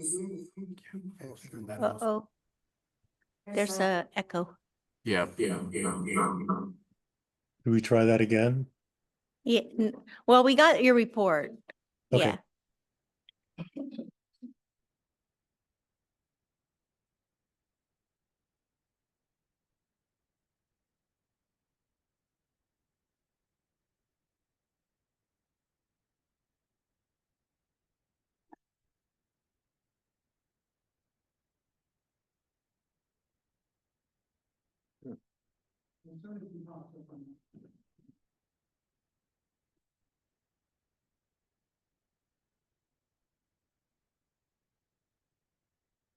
Madam President, do you want him to do his report again? No. Okay. I think we heard it fine. Okay, would you like me? Well, I just want to make sure he's there. Okay. Me? Tim, we're just confirming you're still there. I am here. So sorry about the interruption. Okay. Thank you very much. All right. So let's go to agenda item 6C. General Manager McElhaney, could you please introduce this item? Thank you, Madam President. Agenda item 6C, discussion and consideration regarding updating the Fiscalini Ranch Preserve Management Plan. At this time, there's no fiscal impact, but there could be some fees associated if the board decides to move forward and hire a firm to help us amend that plan. The district or the board of directors, that is, set up an ad hoc of President Scott and Director Dean to work with the Friends of the Fiscalini Ranch Preserve on some of the plans moving forward in regards to roles and responsibilities on the ranch. And while staff has not been a part of meetings, we've been communicating with the ad hoc, which is the basis of this staff report. And so essentially the discussion is the board of directors recommending to staff or directing staff to start investigating the amending of that ranch management plan. And based on the ranch management plan and some of the things in it in terms of coordination and communication with the State Coastal Conservancy, the FFRP, there's some things that need to happen. The board of directors would have to direct staff to begin this process. That process hasn't begun yet. So we would need authorization from the board to begin the process of updating that ranch management plan. So we'll start with working with the ad hoc on making some of those changes. We would notify the State Coastal Conservancy of our intent to update the management plan. I had a long meeting with Mr. Tim Duff with the State Coastal Conservancy discussing those processes, discussing the maintenance requirements, and it was a good discussion. And we were told, which I didn't realize, is that the grant restrictions And that grant agreement expires March of 2026. So in March of 2026, the State Coastal Conservancy really has no say about what we do in terms of management responsibilities on the ranch. There's some language in that grant agreement that binds us to certain roles and responsibilities and maintenance standards. We've met those. They recently did their inspection, visual inspection of the ranch, and coordinated with Mr. Aguirre, and we passed that. And they said we're good for the next 4 years. Excuse me. So once that grant agreement essentially ends, there's no more say from the State Coastal Conservancy on our maintenance standards. That would basically be the conservation easement and what we decide as staff and a board moving forward, what we can reasonably do. So if we get direction to adjust this ranch management plan or make the amendments, we'll have to look at those changes to make sure that they stay consistent with the conservation easement. If there's any need for technical environmental review on those changes, which I don't anticipate. We will consult with the FFRP, and I think that's the purpose of the ad hoc, is we're supposed to get concurrence from the FFRP, but concurrence is not necessarily an approval. Concurrence is inviting them to participate in those changes, but it is not gaining approval from FFRP. And those changes, if we decide to as a board, those changes to the ranch management plan can be made by the board of directors without concurrence. Our goal is to achieve concurrence by working with the FFRP, and that's why the ad hoc has been established. And then we'll coordinate with the State Coastal Conservancy with the intent letter to amend the ranch management plan. And then there'll be public review, and we'll bring it forward to the board for approval. So based on this staff report and what the ad hoc has told us to bring forward, that is what we envision as a plan to amending the ranch management plan. And I'll turn it over to you, President Scott. Well, I don't have anything more to say about that. Did you want to add anything else? Okay. Are there any questions or statements from board members? No? Okay, so let's do in-house public comment then. Ms. Anderson or Ms. Connolly, or both of you? Okay, one moment. You can both come up if you want, either way. Yeah, wait till he comes. Yeah, we still have a quorum, but.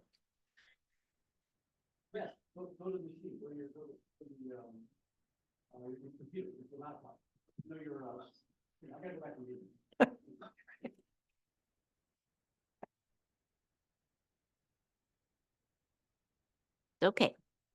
All right. Now, public comment from those who are here. So many people. Hi, I'm Kitty Conley, Executive Director of Friends of the Fiscalini Ranch Preserve. I just want to make one clarification. I talked to Tim Duff after he had talked to the general manager because I had heard that there was some suggestion that the State Coastal Conservancy's interest in the ranch was sunsetting. And that is incorrect. It's a misunderstanding. Their interest in the Bluff Trail is sunsetting after 20 years of constructing the Bluff Trail. That will end in 2026, but they have a perpetual interest in the conservation easement and the management of the Fiscalini Ranch Preserve. So they are a vital member of the group that needs to be in agreement to make any amendments to the ranch plan. Thank you. Mm-hmm. Good afternoon, everyone. My name is Diane Anderson. I'm the board chair for the Friends of Fiscalini Ranch Preserve, and I'm speaking today on behalf of that organization and in response to the memo from Mr. McElhaney regarding this agenda item. FFRP's authority and interest in the ranch derive directly from the conservation easement, and the conservation easement provides the essential protections that made it possible for us to acquire the property, for the property to be acquired.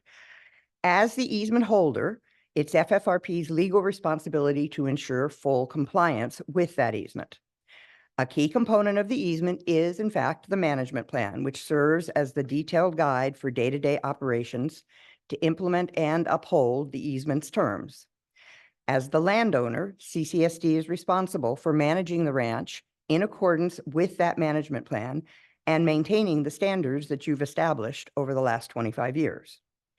FFRP agrees that it is appropriate to discuss potential updates to certain aspects of the management plan so that it can reflect current practices and clarify roles and responsibilities. And we need to do so with the required concurrence of the California State Coastal Conservancy.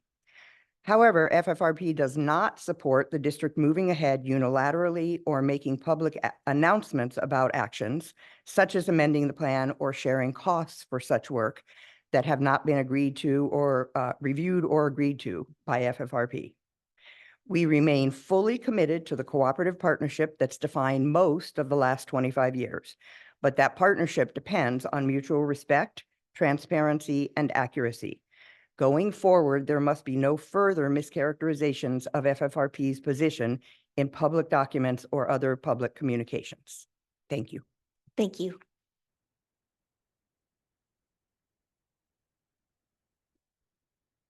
Anybody else in-house have public comment? Okay, how about online?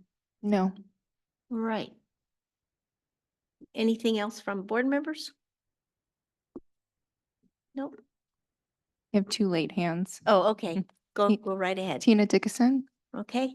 Ms. Dickinson? Thank you, President Scott. Again, I'm just sort of appalled at the fact that this crown jewel of Cambria, I think 457 acres, that so many people worked so diligently to acquire and has been taken care of with minimal expense by Parks, Recreation, and Open Space Department for, I mean, really an insignificant amount of money when I see the expenditures every month that are spent on various items that are questionable in my opinion. That this, let's face it, we've just gotten in the last 3 years 2 new tractors. So somebody, maybe the general manager or someone, Mr. Aguirre, can explain how the FFRP is supposed to be taking care of the ranch in the ways that have been understood for these many years, and there's never been an issue until now. And so I really find this very, very troubling that $60,000 a year is such a problem for this Cambria Community Services District. But they had no problem in acquiring an electric tractor. They got another new tractor, non-electric, about 3 years ago. And they have the tools required to do what they have been doing for all these years. And it is under this general manager that, again, we have an issue that has not been an issue before. This is really a very special place, and I can't believe that over such a small amount when compared to your budget, that this is where it is right now. And it is extremely troubling, at least to this member of the community. Thank you. Thank you, Ms. Dickinson.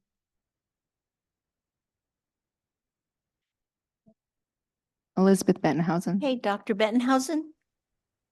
Thank you, Madam President. Can you hear me? Yes, we can. That answers the question as to whether I was missing a cord on this computer. I remember with considerable specificity when I was able to volunteer on the ranch and pulled weeds up along the bluff trail. It was quite an experience which I treasure. And I want to take this opportunity simply to thank Ms. Connolly and the chairwoman of the board for their comments today. I think they are immensely apt, and I hope that the general manager and the staff are listening, and that the board will take action consistent with what the Friends of the Fiscalini are reminding them was the case forever and ever, or ever since 2001. So thank you very much. I look forward to the further deliberations of this board regarding this issue. Thank you. Thank you very much. Anybody else online? No. Okay, anybody else in-house? Mr. and Vice President Farmer, your light was on. Yeah, my light was on and I am home.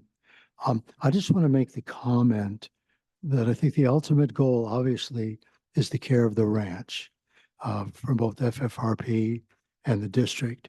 And this board has been gifted with a certain amount of responsibility, along with the ad hoc committee, to endeavor to, how could we say it, find some sense of balance moving forward with regard to the funding of the care of the ranch. And I would only hope that somehow we come to some kind of very mutual agreement moving forward with the, how can we say, the updating of the ranch management plan to come to some conclusion that everyone is more than happy with, because as Ms. Dickinson said, and we all know, it's such an invaluable part of this community is the Fiscalini Ranch. And I just want to say, having been a member of Friends of the Ranch Land back in the 90s, when we were fighting with the landowners at that time to prevent them from developing, what a gift, what a great opportunity it was for us to be successful and preventing the ranch from being developed. And let's just hope that we all have enough reverence for Mother Earth and the quality of life that she brings to all of us, those living here and those that visit here, that we have a priority for caring for the ranch in a very cooperative fashion. Thank you. Thank you, Vice President Farmer. Yes, Director Thomas. Yeah, thank you, President Scott. And, reflecting on the task ahead, and as Vice President Farmer points out, it's one that we need to handle with the utmost caution. The preserve is, I can't think of another asset in this community that is of more importance to the people. And at the same time, the water lines and the sewer lines under the streets are in many ways much more essential to keep the water flowing. And we all agree to that. Fire department keeps us safe, but in terms of the ability for people to play and enjoy and have the expression of loving this community, the preserve is important. I think about the task that's been described of updating the ranch management plan, and reading through it, again this morning. There is a process for amending the ranch management plan, and as a motion, if a motion is made, I do hope the motion would be made consistent with the language in the ranch management plan that says that there is an amendment process that is to be followed. And just a reminder, that process, the last bullet says that the amendment will be attached to the front of the document in a separate section for amendments. In other words, it sounds like a huge task, updating this, like, oh my goodness, all, close to 100 pages. What seems to be needed is amending this in a way that meets the ongoing needs of the district to be financial stewards of the public funds entrusted to this district in a way that enables this to work. Just also wanted to bring attention to what it says in the ranch management plan. I've probably brought this up before, but on page 70 of the ranch management plan, it says a separate agency activity matrix provided in Appendix 5 is a reference when preparing for There is no there is no Appendix 5. That wasn't prepared at the time. Probably is something that would have been difficult to do and reach agreement. Fundamentally, that's what needs to happen is the definition of the responsibilities and the funding for those responsibilities. We could find ourselves employing, let's just look at the front of this, a company like the RRM Design Group that produced this in 2003. I cringe at the thought of how many hundreds of thousands of dollars of public funds we would spend trying to rewrite this whole thing. I don't cringe at the thought of, good-hearted people, decision makers from the CCSD and the FFRP coming to agreement on what the responsibilities are and how they're going to be funded. It's not going to be easy, but at this point, it's truly essential for there to be collaboration going forward and in a way that is financially sustainable to the ratepayers of this district. But that's all for now. Thank you, Director Thomas. Anything else from board members? Sure, public comment.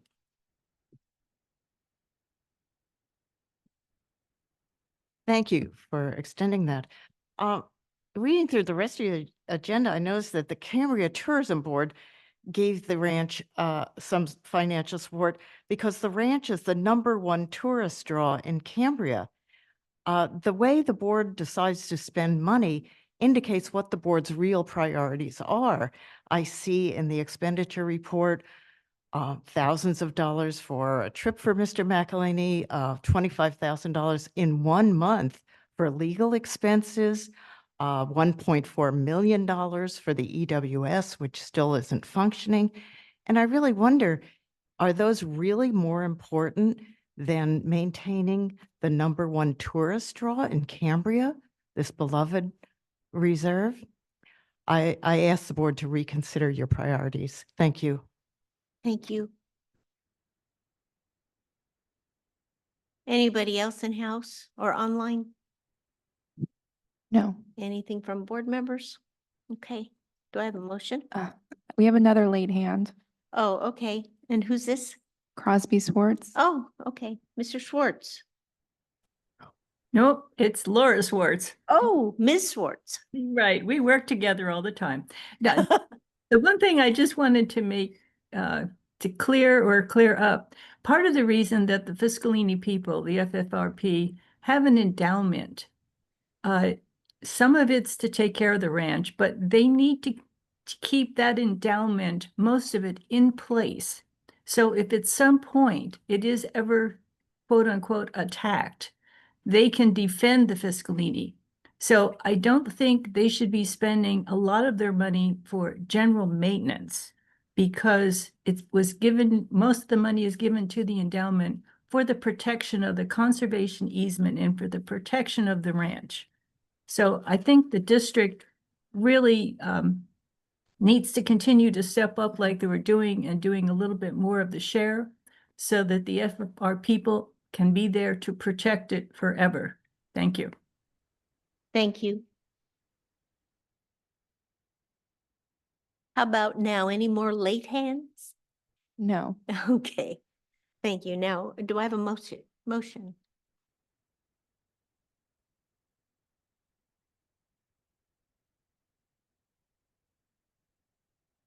Yes, Director Thomas. I move that the board direct the general manager to initiate the process to amend the ranch management plan consistent with the process as outlined in the ranch management plan. Before seconding, I think we should specify, and maybe you can, Director Thomas can help us on that, specify what exactly the process is and what the both the powers and responsibilities of the CCSD are in this. So we know what the process is exactly.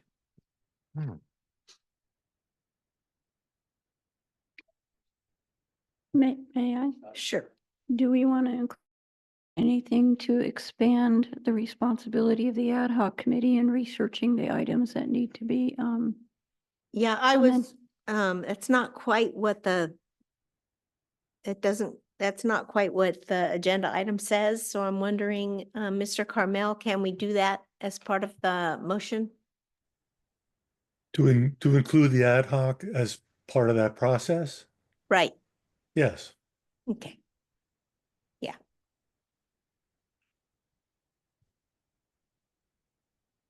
Do you want to read the outline of how the amendments are supposed to happen? Sure, and I guess, yeah, okay. So the following amendment process should be followed. Ranch manager or easement holder. And context of ranch manager in this case, ranch manager is not a term that has been adequately defined. It's been assumed in the past that it is the facilities and resources manager, but there is some confusion over that. But I think what this is saying is, you know, easement holder being FFRP, it seems that this says CCSD or FFRP. But the ranch manager or easement holder will write a request to amend the plan stating the chapter, section, and paragraph number to be changed, reiterating the existing language and stating the revised text.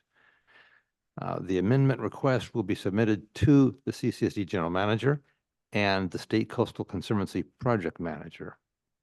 These agencies will review the request for consistency with the intent of the plan and policies. If the amendment is approved, a signature from both agencies is required. Meaning? And yeah, I've inferred, from the past, that meant the the entities identified in the first bullet, the CCSD and the FFRP. That was my understanding of the intent of that. Then the last bullet says the amendment will be attached to the front of the document in a separate section for amendments. Okay. And I think in the motion, we probably should indicate the completion of the responsibility matrix. That's, but now if. Well, or Take it a little just- further. But that would be within the scope of an amendment. So. It could be. Okay, so that, I think doesn't need to be stated. I don't think so. I have a question, I guess, for the person making the motion or whoever. When we talk about amending the master plan, the management plan rather, are we also, does that extend to amending or redefining the responsibilities, respective responsibilities of the FFRP and the CCSD? Because that's in the management plan is, of course, fairly, doesn't say much about that, obviously. It's one of the problems. And this is, of course, what the discussion is really about. I think we have to be, I think, clearer so that the ad hoc and the staff don't feel constrained to narrow questions of the plan, of the procedural part of the plan itself, but the bigger question of responsibility.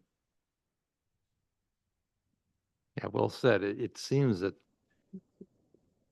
the subject matter that is in most need of defining is the respective roles and responsibilities of CCSD and FFRP for maintenance of Fiscalini Ranch Preserve. And from my read numerous times, that was the intent of this matrix, which has eluded us for decades. And responsibility means resources and funding. Who does what and how? Pays for Yeah, what. and who pays for it, of course. As I'm saying, in terms of the motion, I would second it. It needs to make clear that that a review and update of the management plan includes those areas. Okay. Resources and funding. Madam President, Yes. Sorry to interrupt. No, that's okay. Just, I wanted to clarify for the record that the deed of conservation easement also includes an amendment process for the management plan. Let me read it. It's fairly short. Okay. Grantor that's us, has prepared a management plan for the property adopted by grantee on April 24th, 2003, and incorporated herein as Exhibit D. The management plan identifies all improvements on the land and management practices that will ensure the conservation and natural resource value are preserved and restored. Grantor and its successors, Arasani, shall be permitted to amend the management plan, provided that these amendments are consistent with the provisions of this easement. Prior to formal adoption of any amendments to the management plan, Grantor shall hold public meetings in the community of Cambria and obtain the concurrence of grantee pursuant to paragraph 3.1B above and the Conservancy, the State Coastal Conservancy. Thank you. So that gives us another responsibility within that process. Yes. Perhaps Mr. Carmel can help us phrase the Phrase motion. the motion, that would be good. Maybe Haley can read the motion back as it stands now. Sure. Director Thomas moved that the board direct the general manager to initiate the process to amend the ranch management plan consistent with the process as outlined in the ranch management plan. I think we had, and specifically to include, and then the language that Director Thomas just suggested and was furthered, I believe, by Director Gray. So, and specifically to include the respective roles and responsibilities of the CCSD and FFRP for maintenance of the ranch, including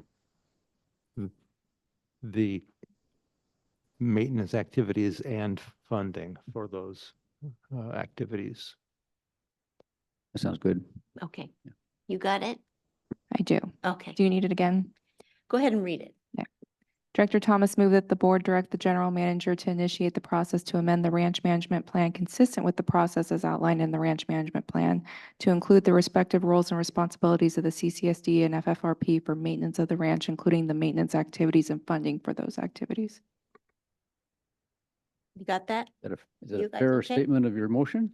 It's precisely on target, and I second it. All right. and we all know that sometimes if you want something said briefly, maybe ask Matt. If you want more words, ask me. But I think it's important to be specific in this context. I agree. That will help the ad hoc. So yes, that's precisely. And the ad hoc is still part of that work. Yes. Okay.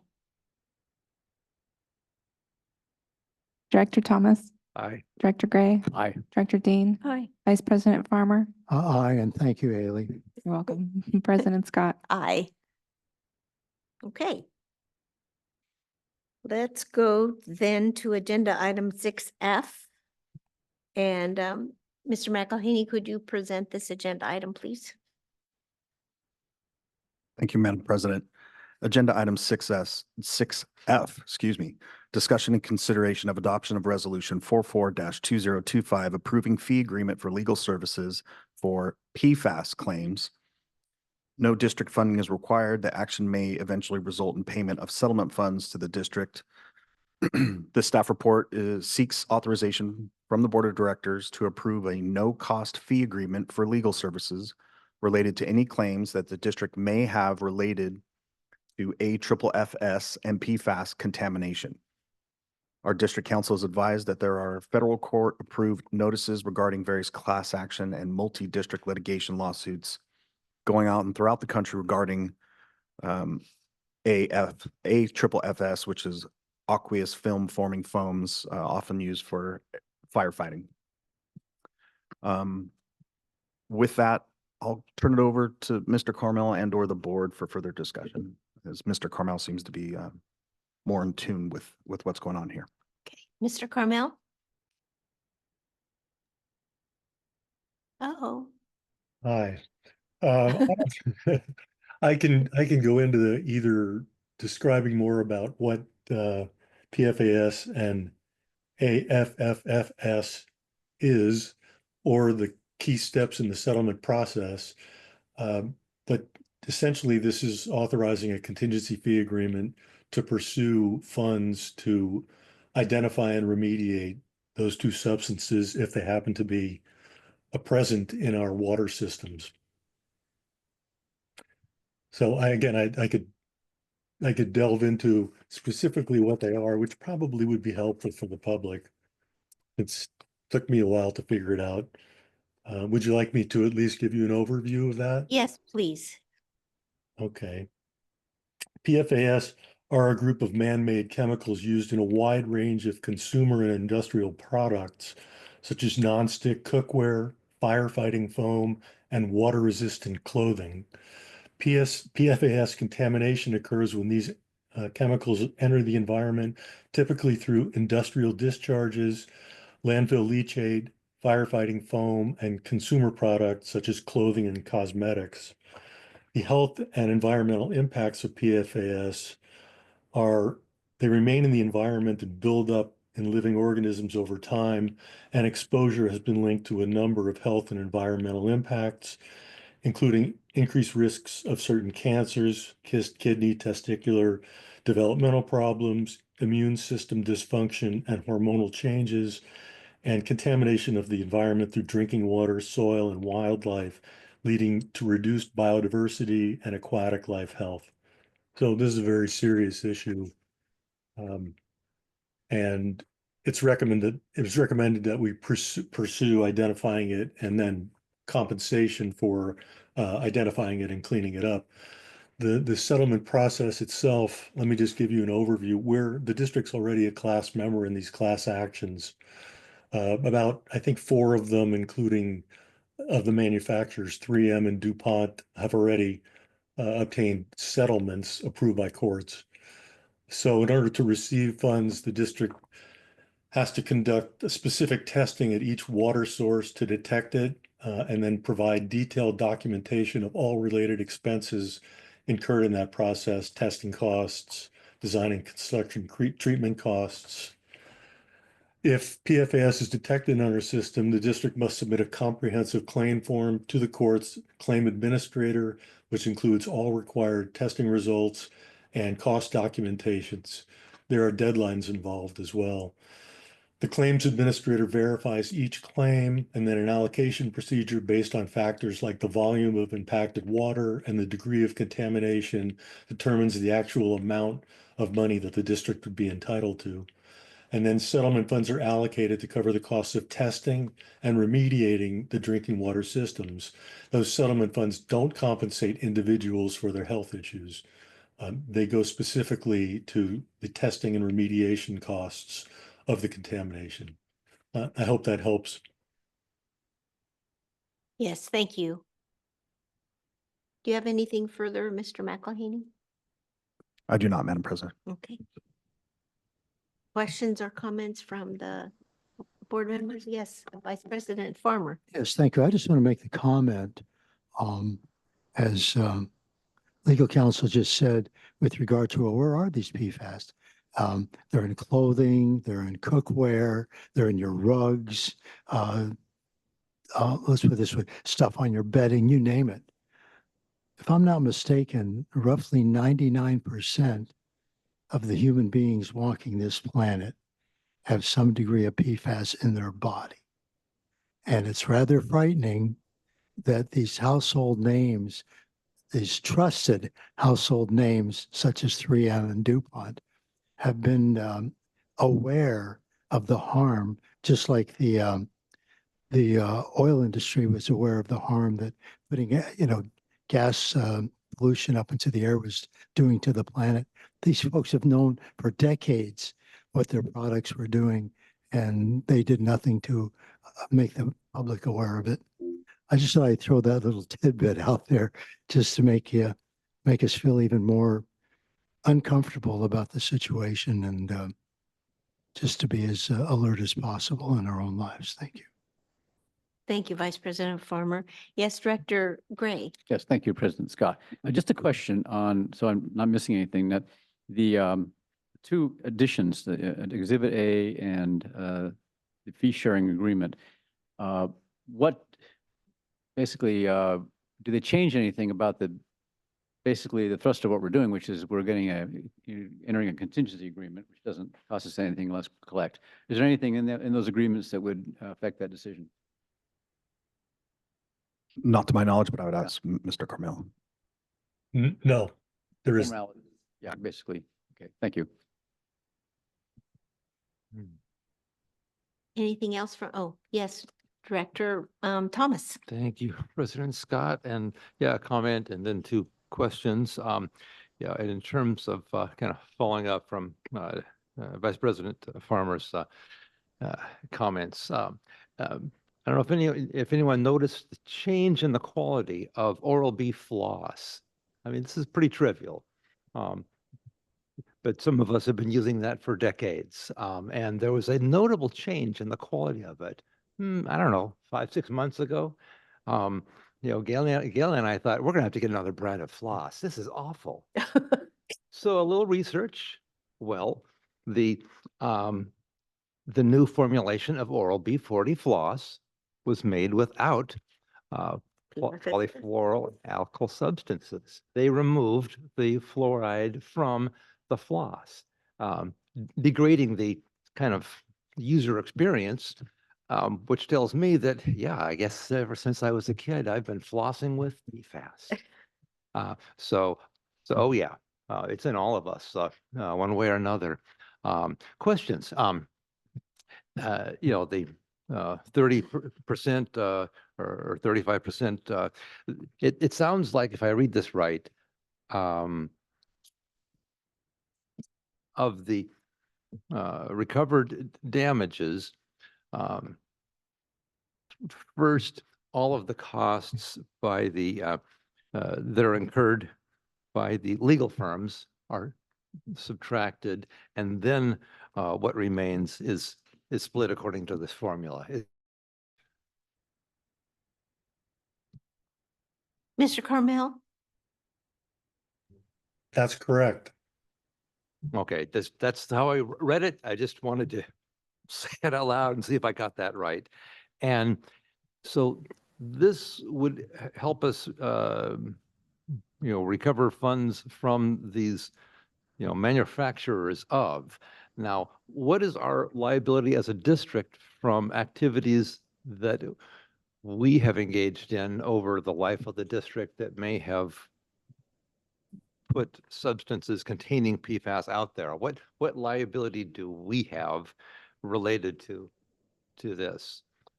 If that's not a subject that's appropriate to explore, that's an appropriate answer too. But that's my other question. Mr. Carmel? I think that's probably a question that Jim would have a better idea of. I don't think we have any. We don't manufacture these substances. I don't know that they're in products or anything that we provide publicly. So I would imagine minimal. But again, I don't pretend to be an expert in this issue and wouldn't really know. But my instinct is we don't have liability because we're not a producer and we're not a manufacturer that includes PFAS in anything that we do. It is transmitted to us through a number of sources, but I think that's incidental. It's certainly not a causation issue involving us. Jim, do you have anything that may help that question? So we entered in with the EPA. This was signed about 2.5 years ago, and we finally did some free testing with the EPA. It started in March, June. We had a recent one in September. We'll do a final quarterly sample of the Santa Rosa SR4 well for PFOS, PFOS, PFOA, all the oral substances. What we've gathered, and these analytics take a very long time to analyze and get the results returned to us. It's on about 2 months, 6 weeks to about 8 weeks to get this. It's been pretty consistent that we're in the 0.0004 micrograms per liter So this isn't exact numbers, but if it's a MCL, so a maximum contaminant limit of 4 parts per billion, we're in the 4 parts per trillion. So we're on a 0 to 4 parts per trillion, almost a non-detect. So in our water, we're not putting that out in the community. Where we do get that is eventually in our wastewater that comes to the plant by the things that are flushed and go through our system like that. And that is still a very minor amount. So I agree with legal counsel that we don't have any liability as far as what we're producing or whatever, but we do see some very small residual effect come through our wastewater plant. So don't put your dental floss in the toilet. Yes. A lot of reasons. And I do miss the structural integrity of the good Oral-B stuff as well. So, yeah, so a very minimal amount, but I do advocate for this.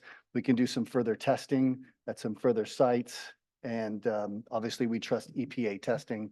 This is the benchmark for all this, but I do think we should look into it further. And then maybe if there's enough in there, we should analyze what it would cost to obviously remove that and put that as a permanent treatment process in whatever well or wells that we'd have that constituent problem with. Thank you. Any other? Yes, Director Dean. Are those PFAS filtered out during our wastewater treatment process? A small amount, but not a great amount. We don't have a process that treats PFAS directly. PFAS, it's not like bacteria or coliform where we can inactivate that for a while with disinfection process. PFAS, that has to be totally destroyed to be removed. Okay. And we don't have the capability of doing We do that? not. Okay. Yes, no. Right. And we do have public comment. Ms. Heinrichs?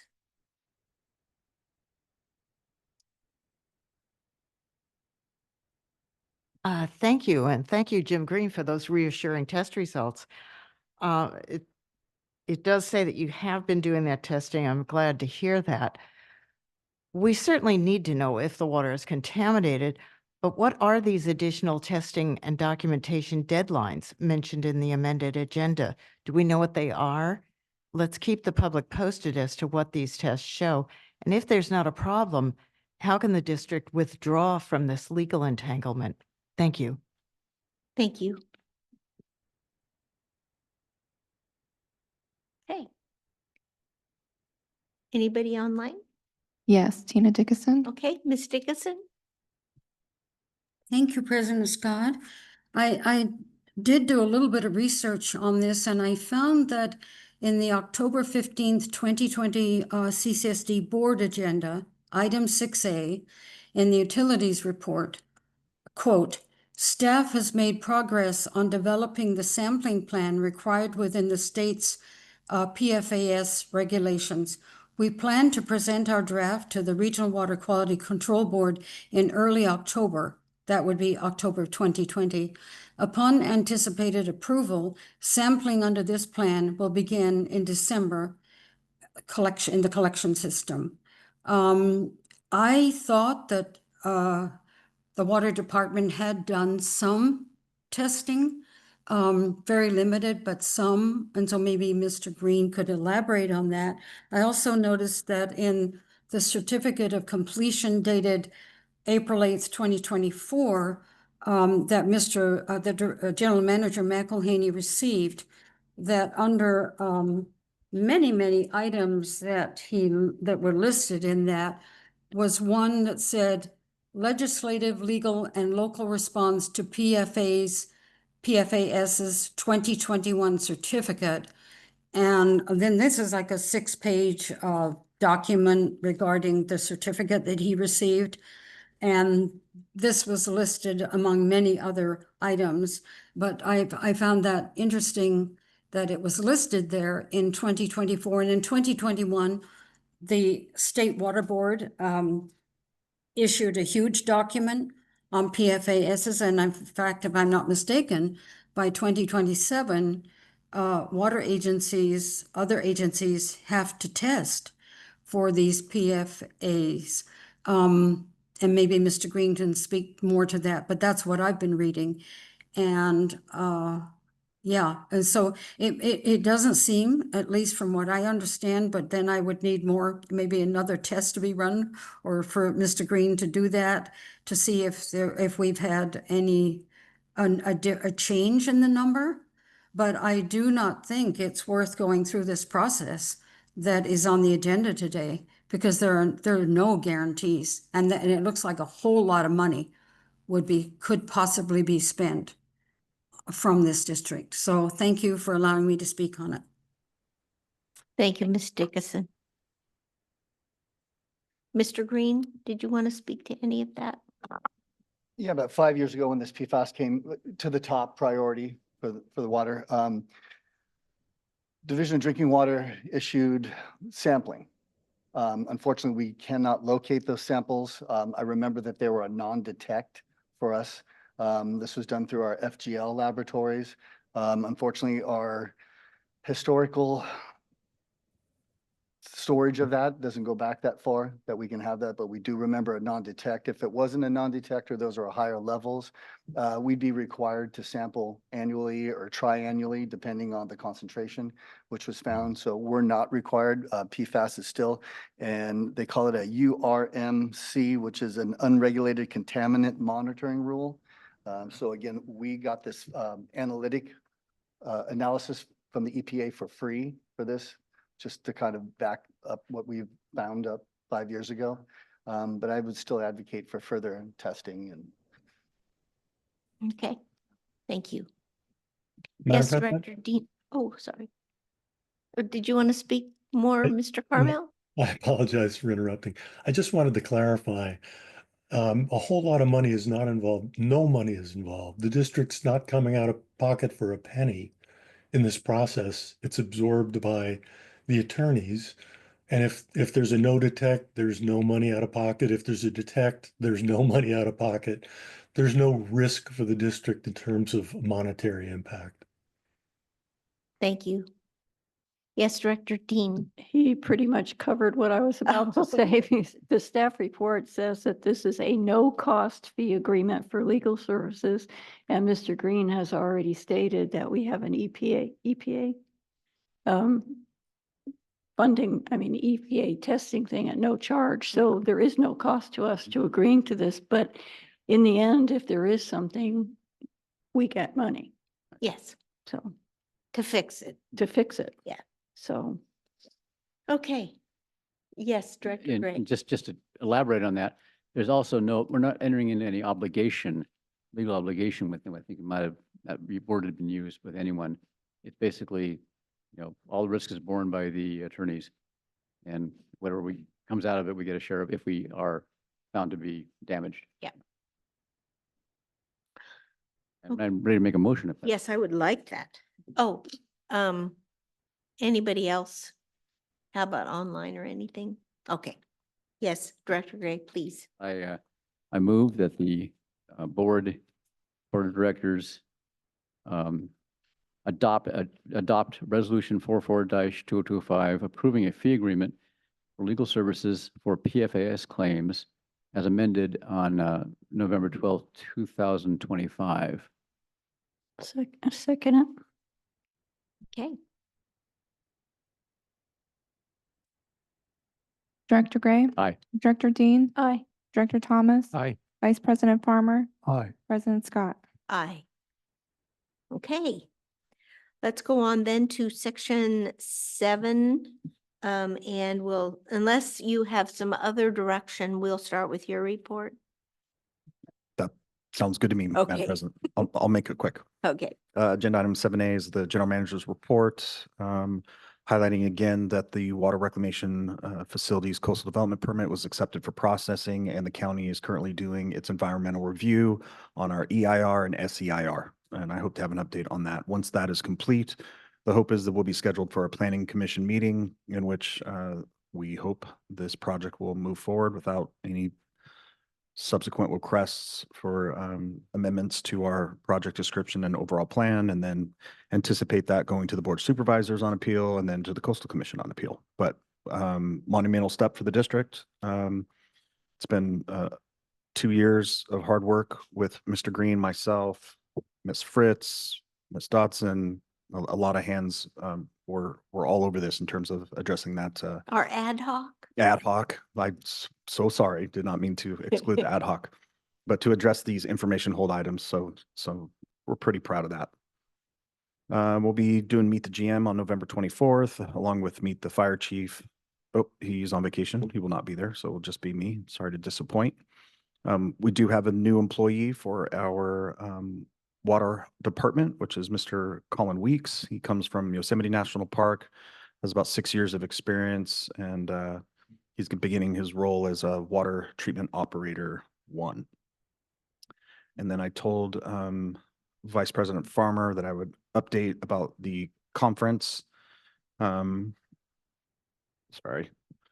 There's several so the EMS World Conference is a conference that occurs every single year, and you have professionals from all over the country that come and do different presentations on basically best practices in EMS, up and coming equipment, financial management software, billing software, and educational courses, leadership courses. Some of those I took at this conference.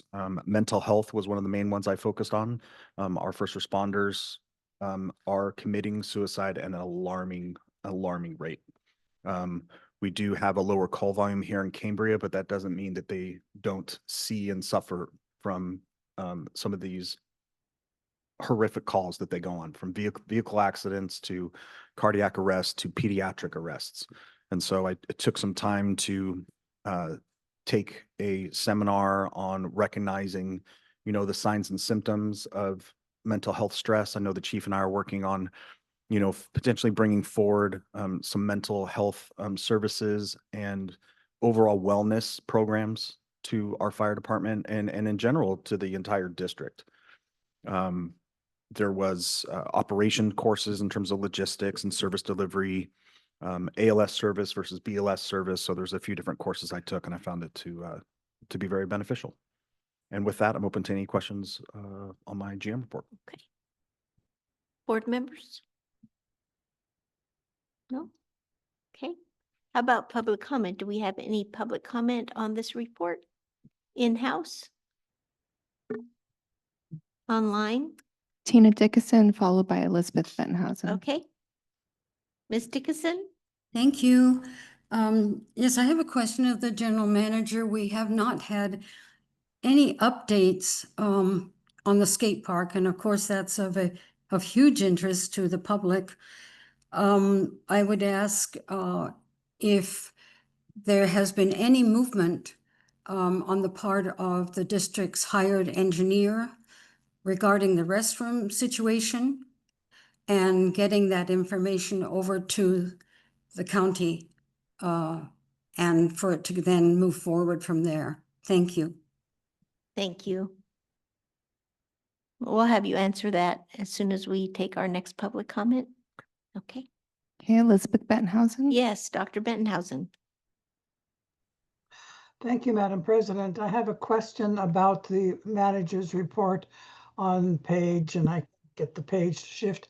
So it's the first page of the general manager's report where it says, and I quote, during the environmental determination, the CCSD may need to provide additional information, and the county will notify us by letter if additional information is needed or of the results of the environmental determination. End of quotation. I would like to know if the CCSD has any idea of what this additional information might be and the scope of it, that is to say. And I would like to know if there is any estimation by virtue of the experience of other districts over the years, any estimation of how long this might take. Thank you. Thank you very much, Dr. Bettenhausen. Okay, did you remember the first question? Was skate park? Okay, skate park. We don't have any updates on the skate park. We are still waiting for the public restroom company to return back to us those engineering calculations in which the county required. They gave us I believe it was 120-day time frame. We're approaching the 60 to 90-day mark, and so there was some hope we might get it by 90 days, but we haven't heard anything else on that front. So Are they charging us for that? they are. Okay. Yes, we roughly paid just under $6,000 Okay. for those calculations. Once we receive those back, we'll submit them to the county, and then the only other piece is the design changes for the skate park that Mr. Spawn wanted done. He's working with our contracted engineer, Mr. Monty Soto, and they're working on the resubmittal of those design changes to the county. Once those are submitted and accepted, plus the engineering calculations, will be closer to turning all of that information over and getting ready for RFP first quarter 2026. Okay, thank you. And Do as you remember the second question? the second question, we don't know what they want from us because they haven't contacted us for more information. So I don't have, I know they're doing the environmental review, but they haven't reached out to us via email and or letter for any additional information. What that information would be, I don't know. They haven't asked it as of yet. So And they might not. and they might not. And so if they accept our environmental determination, we'll move forward to a planning commission meeting. Thank you very much. Any other online? No. Okay. All right.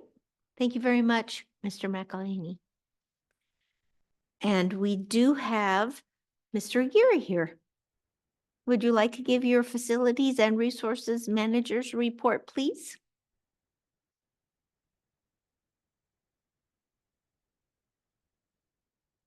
Good afternoon, President Scott and board.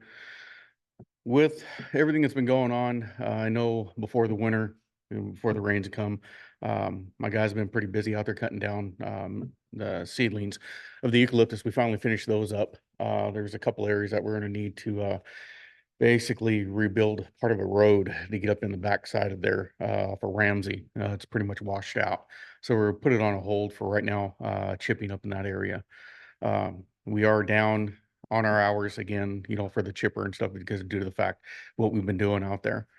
The Fiscalini Ranch, we turned around and started cleaning up the trails. The 3 guys that I got now is a solid crew, which is helped out drastically. I have a little more time to take care of emails and different things, and I've appointed responsibilities to 2 of the guys. Actually, just one of them right now. I got to let the other guy know I sent it to him. He hasn't gotten the memo yet. It's taken a little bit of a basically tension off of me, which I really appreciate. The guys have been out there diligently cutting up the limbs and stuff that were impeding a lot of the trails. They went out and did quite a few areas. There's piles that were alongside of the trails.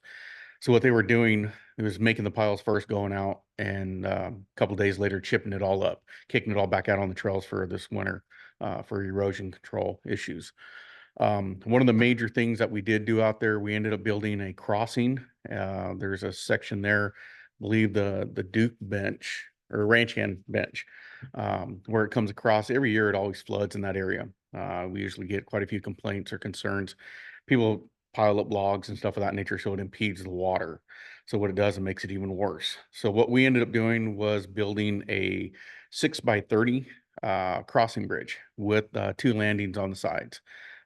With the crew and myself, basically it was only about 10 hours, one individual, but overall it was 40 hours, all 4 of us out there. So we got it done in 2 days. The cost expenditure on that was well below, $3,200. So what we ended up doing out there made a big impact on what's on the trails itself. We are going ahead and moving on to the Dolphin Trail at the bottom of the ravine and looking into different things of getting that one repaired. And from that one, we will be going to the drive over crossing that we always have issues with. There's been a couple ruts in there and big concern from the public on that one there. So that one's going to take a little bit longer. I've been getting a lot of support from the FFRP in regard to trying to get these things done. I know it's been on the board, or on the task board for a while to turn around and get taken care of. And I'm also currently working with Brian Morgan in regards of correcting the Santa Rosa Creek Trail that goes down into from the ridge. That one there is a straight drop off, so we're looking into some other alternative of doing switchbacks, changing the trail a little bit out there to prevent people from slipping and falling. I know there's a big concern with the dog off leash. I know that's a big topic that everybody's been talking about. And I know after last week, we had a meeting with the general manager and my crew. We ended up having our general meeting. The question was about a whole thing about the citations and what can we do from this point. Well, after we've all collaborated and talked, the citation forms are going to be issued out to my guys. They're going to have them in a binder there inside of their trucks. The first thing, I know it's a hard deal out here. I know there's quite a few people that are dog lovers and they love to let them off the leash. There's a good couple of examples. We're working on the ranch, a dog comes running up on all of us. And, you know, here it is, we're running with power tools out there. Yeah. So it's kind of concerning. That's what more or less pushed a lot of it. When they're out there cutting branches and trees, same thing. Dogs are coming around. Some get scared, some don't. So therefore, what I'm going to be working with my guys is turn around, just forewarning people, letting them know. I mean, campaigning and putting it out there is going to be the biggest thing. So that way they understand, you know, hey, we are looking at it. We do notice as soon as we turn or we turn around and drive away, they take them off the leash. It's a big common thing that's out there. So we're going to try to that in our regular patrolling and going out there and just letting people know that, you know, a lot of people are watching. That is the biggest thing. We do get quite a few phone calls on that. The vet's all here. We've Wait, been doing. So are you gonna give them one warning and then no more? That's something that we're looking into because I know the whole process. I know on that form it asks for ID and name. Yeah. Well, you can give me John Doe with whatever information you can out of that, you know, so you aren't ticketed. But a familiar face in the community is always the big thing. Because I know it's a tight knit community out here. So that's where we got to look at the fee schedule from that point after the warnings. We're hoping we're not going to go that route, but you know, there's always that one case where we actually doing it. It's going to go from there. As for the vet's hall, we've been working on contractors, looking into the floors, looking into, there was the issues, you know, the parking lot, getting it repainted, resurfaced, stuff of that nature. I'm looking into long-term. That's my biggest thing, looking, you know, 8 to 10 years down the road, what we can do to benefit the building here. The renovation consideration of doing, you know, the kitchen in there, redoing the windows. Those are things that I've actually thrown around there and I'm getting quotes for them just to let us know where we stand with a lot of that. The building here, we spend quite a bit in heating and different other areas, but I know those things are what will benefit us in the long run. Just like our lighting, I know it's already cut a percentage, you know, with our power bill, which is a great deal. As for the dog park, I mean, we've been keeping up with that one. Public park or the public restrooms, they're still up and running. We haven't had any issues, knock on wood. Our guys have been really good about maintaining and doing maintenance on those periodically to make sure everything's flowing on them. No, everything seems pretty good on our end. So if there's any questions or anything, go ahead. Okay, board members. Yes, Director Thomas. Thank you, President Scott. And I would be remiss if I didn't compliment you effusively for the new bridge there in between the ranch hand's bench and Al's Roost bench. That is a work of art. And if y'all, you know, anyone who hasn't been out there, you know, get out and take a walk. Especially that approach that is solid, that is built to last. And, you know, as I eyeball it, you've got just the right amount of flow under. Well done. And looking forward to, yeah, I'm sure you know, yeah, Dolphin Bench, you're going to need a longer run. Yeah, I mean, on that, where the Wallbridge Trail comes off, but you know that. And so looking forward to it. Yeah, so what a contribution. Thank you. Thank you. Yes, Vice President Farmer. Yes, thank you. Thank you, President Scott. I just want to mention that at last month's FFRP meeting, and you were present, and one of the first things that was said by Chairperson Diane Anderson, who was here earlier, was she complimented you on the fine relationship that that you had with FFRP and with her. So I just wanted to mention that. Thank you. Thank you. Okay. Nothing from board members. Do we have anybody in-house to make public comment? No, how about online? Yes, Tina Dickinson. Okay, Ms. Dickinson?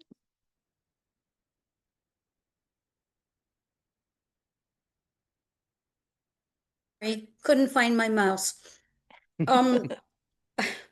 Actually, I kind of didn't lower my hand, I guess, but I would like to thank FNR for the work they're doing and for what Director Thomas just mentioned with the bridge. And yeah, I was wondering about the dolphin bench. It sorely needs some work, but is that something that could be maybe a community voluntary project? Just wondering. We've got a lot of skilled folks in our district. Just wondered if that would be something worth putting out there. See if we could get some help with that. But thank you, David, and to your crew. That's it. Thank you, Ms. Dickinson. Okay, anybody else? Dennis Duchek. Oh, okay, Mr. Duchek.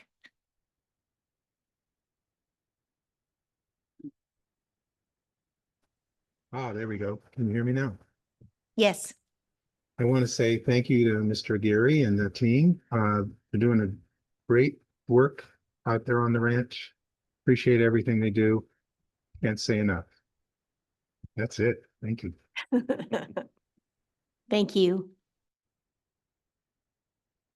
Anybody else? No. Okay. Thank you, Mr. Aguirre. Appreciate it. Okay. Finance manager report. Ms. Denise. Thank you, President Scott. Ms. Fritz. So Yes. agenda item 7C on page 189 is the monthly finance manager's report. We have the normal cash balances and director's pay that was paid out, and you can see here the update in the SS. Nope, didn't make it into this one. We hadn't paid it yet. But anyways, I don't really have much to add. We are working on the quarterly report and getting that out and ready.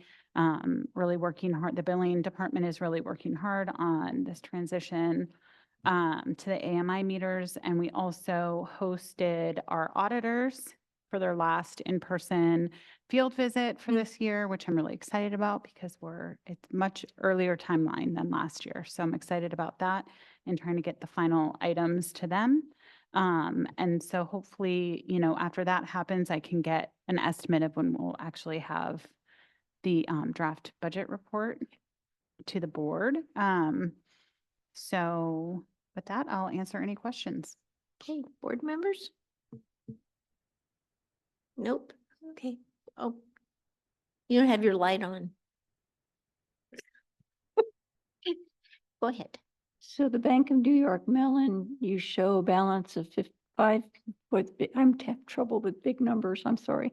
5,730,965.96 is that, but yet it's showing on SST 7,820,757. So you already subtracted what was spent on the one part. At that second presentation, I had a new one out there.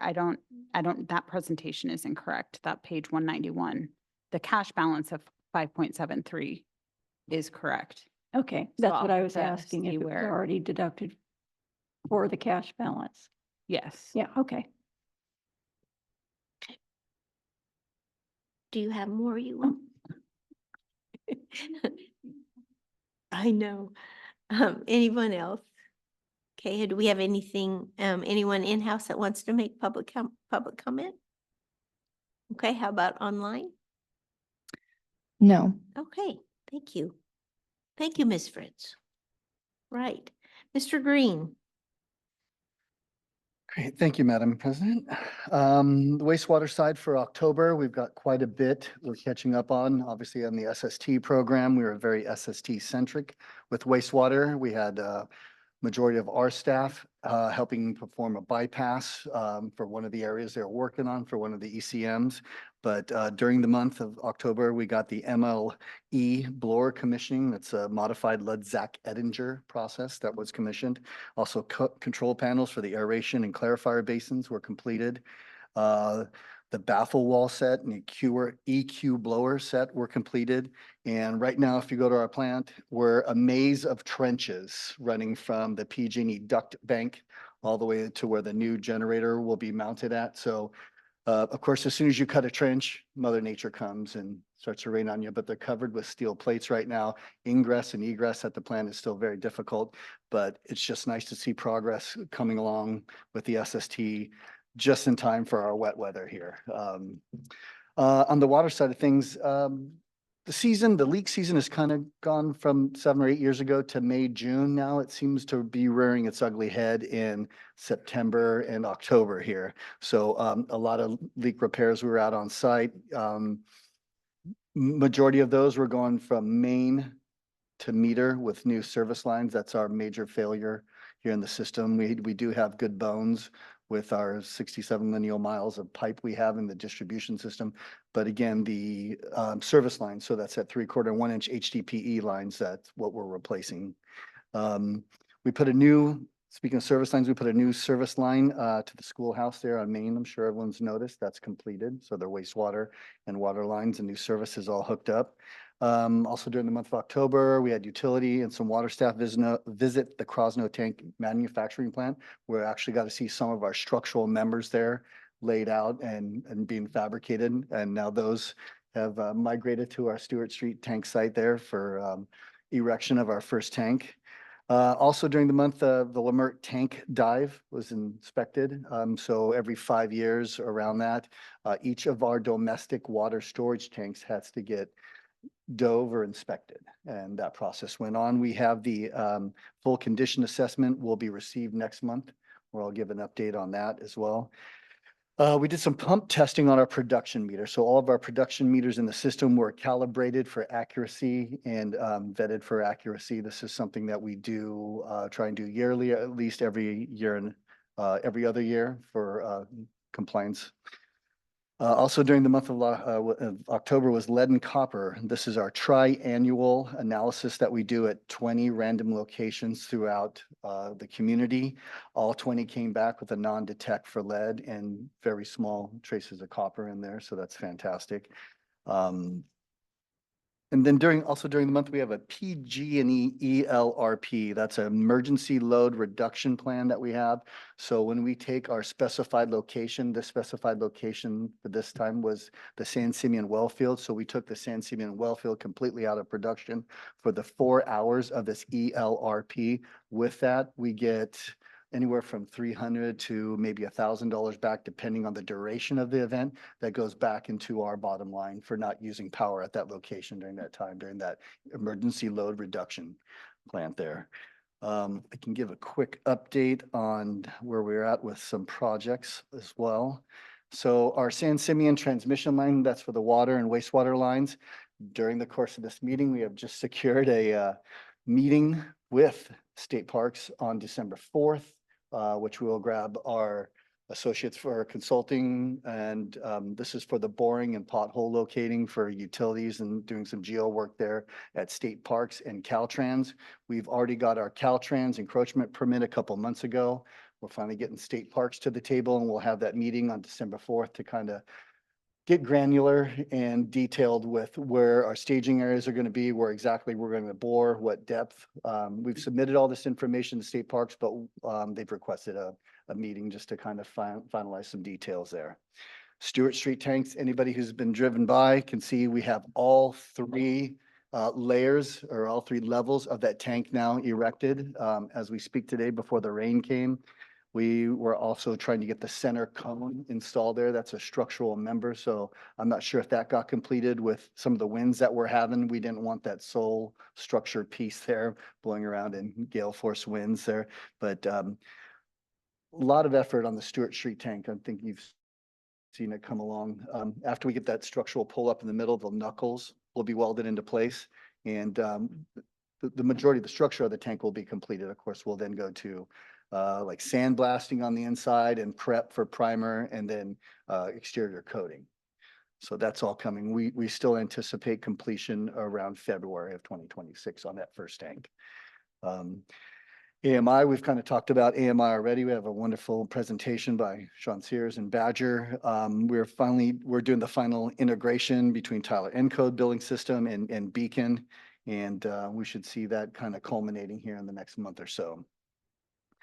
Our sanitary sewer management plan is in its final review with staff. We're inserting final documents that's requested. That's part of this document that we will submit to regional water boards, and that's final training documentation and some equipment lists that we're including in that document that will go to regional water boards for their vetting.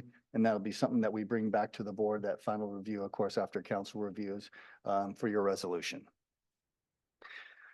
Our urban water management plan is also staff's working on collaboratively. Where are you? What are you, what page? This is just Just straight from the off the- cuff. Oh, Yes, so sorry. okay. Don't have anything to follow along with. These are all to the minute, like updated staff. So program manager, Mr. Reaper, is working very hard and collaboratively with our consultant at Dallas in the preparation for this urban water management plan update. We look forward to a board presentation around the first quarter of 2026, March or April, right there. Still a little bit of vetting and some work to do on that, but that's coming around and after the new year. And that pretty much brings me up to speed with everything we have going on here, and I'm open for whatever questions you may have. Thank you. Board members. Yes, Director Dean.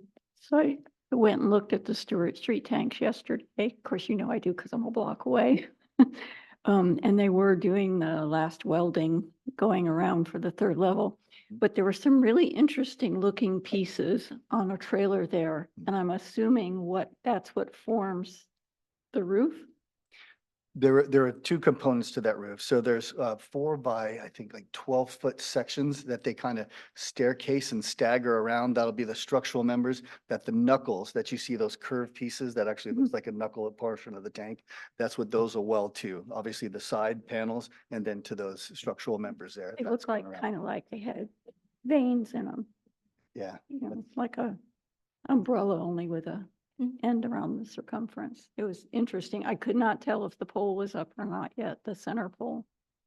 Yeah, I don't think they would have gotten that up today with the wind and just in the time allowed for that today. I think the rain finally hit us at about 1 or 2 o'clock. So Yeah, it looks like they're making a lot of progress. It's really interesting to go look at it every day and see what's changed. it's fun to see the progress. It is to see the Yeah. level by level go up. So yeah, absolutely. Okay. That was all I wanted to say. Okay, thank you. Vice President Farmer. Thank you very much, President Scott. Thank you, Mr. Green, for another very helpful utilities report. I just want to ask you the final item here on page 208 under ZLD pilot status. New container-based process pods have arrived. Test, quote unquote, brine has been generated. Preparation for ZLD testing is ongoing. So how was, number one, the test brine generated, and how are things going with regard to the ZLD, especially with the anticipated rains? Thank you, Vice President Farmer. So the ZLD was created during that week that we had H2O Innovations out, assisting us with the upgrade and the updates to our operating system and pinning. That was during that time that we created that tank full of brine, which they will be using once the ZLD is in operation. They're doing some final components. They've had some valves and some other things crack and transport to here. And some of those materials, we still have some supply chain issues with some of those materials. So those are still arriving. So we look to start our first initial processing of the ZLD pilot next week. So you just said that in transport, some equipment cracked? I think that you said something to that degree, right? Correct, yeah. So the chemicals and the flow is treated or transmitted via PVC. It's Schedule 80. Schedule 80 is a little bit thicker wall. It's a little heavier duty pipe, but it's also very fragile to cracking if it gets bent in a certain way, because again, it's a lot structural pipe. So I was just imagining during the course or travel here that it hits some bumps. And remember, these are all like mounted to a wall and structurally in place. So if there's any flex where it needed to be, and that would be screwed to a wall, that I'm imagining that's where the place is cracked. And that's one of the examples that we saw when we visited the trailer a couple of weeks ago. So again, they're just looking to glue in some of those replacement parts as soon as they get those materials arrive. Excuse me. I'm trying to have as much confidence as possible in this. We are too, Vice President Farmer. We are too. We've been very patient. I'm glad this quote unquote isn't costing the ratepayers any money. Thank you. Director Gray. Yeah, thank you, President Scott. Yeah, just to another question about the ZLD pilot. You said that the brine for the test has now been generated. It's in storage. So does that solve the problem of whether the weather's going to, dilute the brackish water too much and so forth that you were concerned about because of the rain?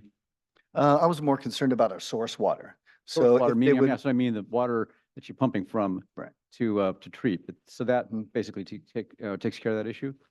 well, if they were to exhaust all the inventory we have in that trailer and we were have to start producing again, the raw water that we have now has obviously been diluted with this couple inches. So that was my concern, is that we weren't going to put the pilot through a true test of the true, let's say, less than better quality water than we have now. So where do things stand now with the water you have? I mean, the brine you have, and is that sufficient? We have enough for what we're understanding for a week's processing of the pilot at that flow rate. And So if they need an additional week, then we'll have to fire up 9P7, run it through the process again to generate more brine. okay, thank you. Do we have something going on with our?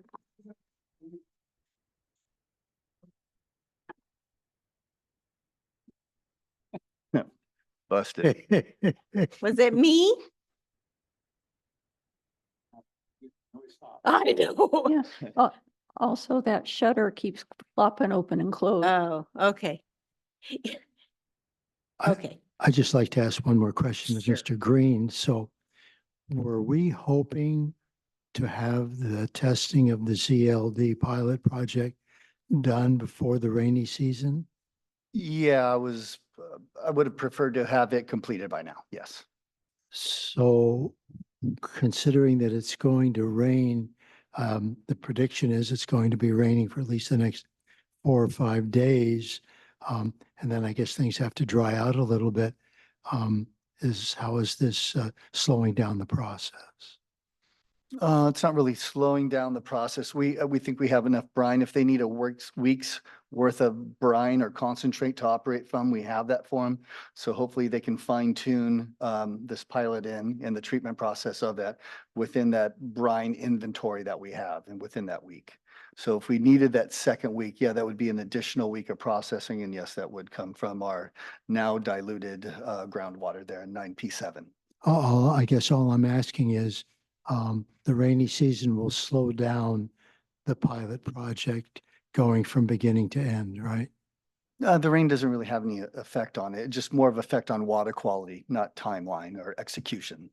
Okay, thank you. Very good. Okay. Any other board comments or questions? No? How about in-house?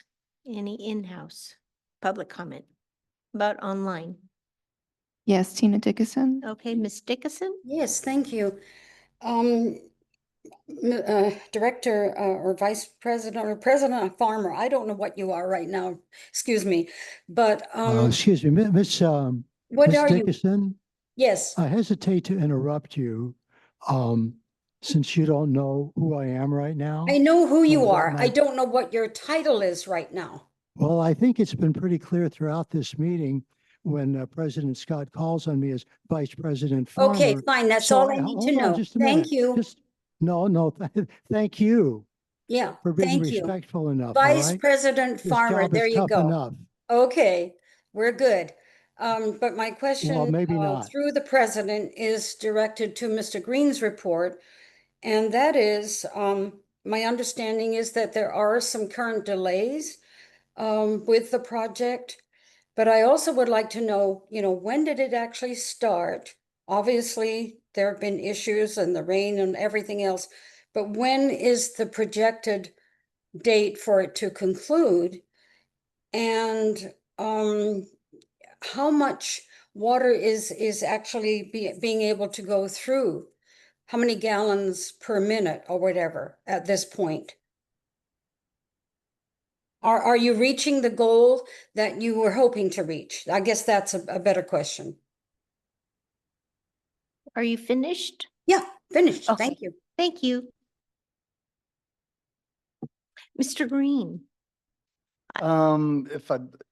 It's always hard to I don't pull think, questions from there. Yeah. So first of all, pilot has not started. right. Okay. Number two, hasn't started, so I can't comment on its timeline and if we're executing it with efficacy or not. And I'm not sure if what other questions were No, that was it. into that. Okay. Yeah.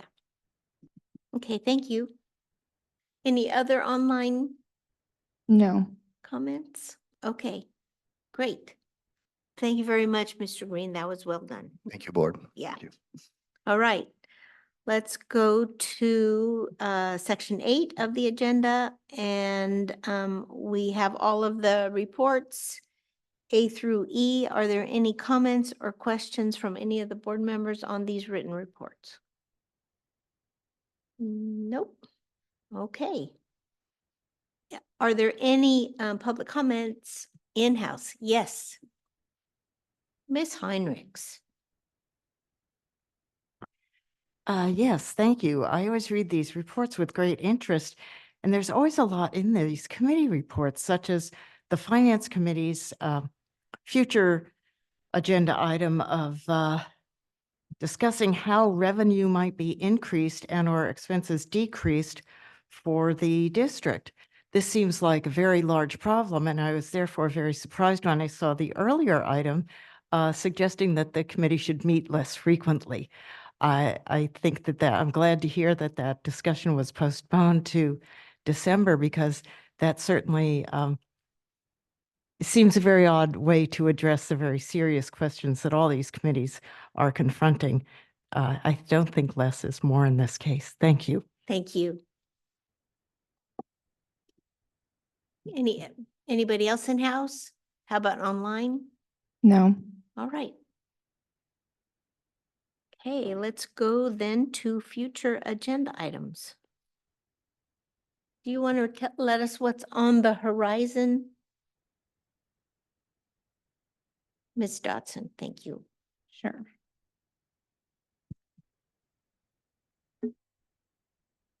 Consideration of adoption of a resolution establishing the 2026 regular board meeting schedule, adoption of a resolution establishing the 2026 CCSD Standing Committee meeting schedules, and adoption of a resolution amending the Standing Committee bylaws.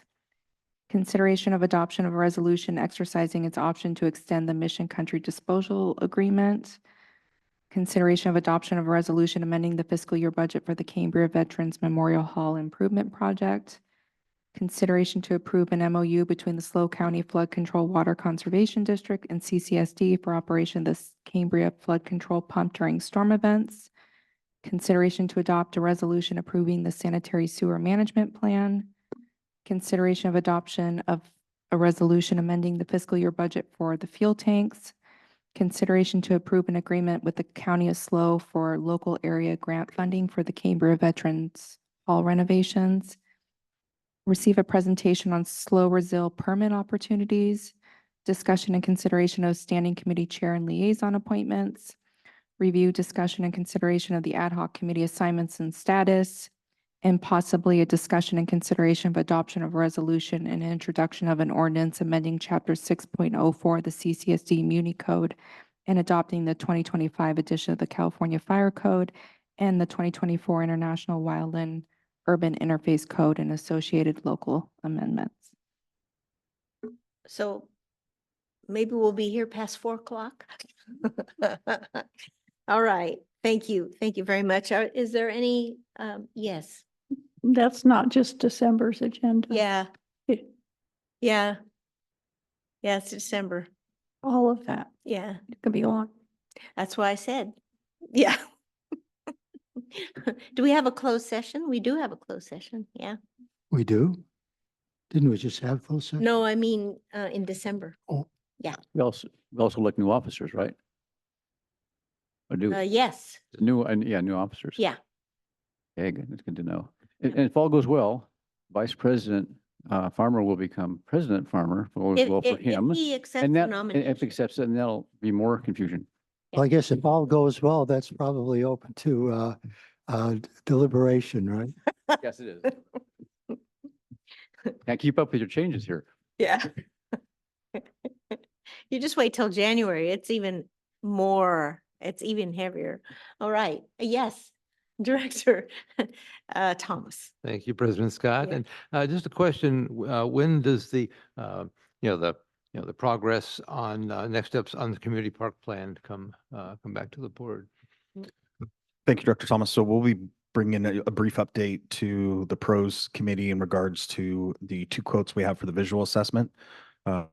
January for a board update. I still need to get, I think the initial motion by the board was to find out not only the visual assessment costs, but actual engineering and permitting costs. And that'll take some time to work with Mr. Monty Soto on that. And he's also working on the skate park aspect. So that's in front of the line, as we say. So the hope is January, I could have some updates in terms of potential costs of the community park plan. Thanks. So it's on the stove and it's cooking. Yeah. So appreciate it. Anything else? All right. I think we can go ahead and adjourn then, right? Oh, what? Oh, I'm sorry. I am so sorry. I didn't see you. I'm renewing my request that you take the resolution against ICE raids under consideration for your agenda as soon as possible. Thank you. Thank you. Okay, now, okay. So we are adjourned. It's 3:03.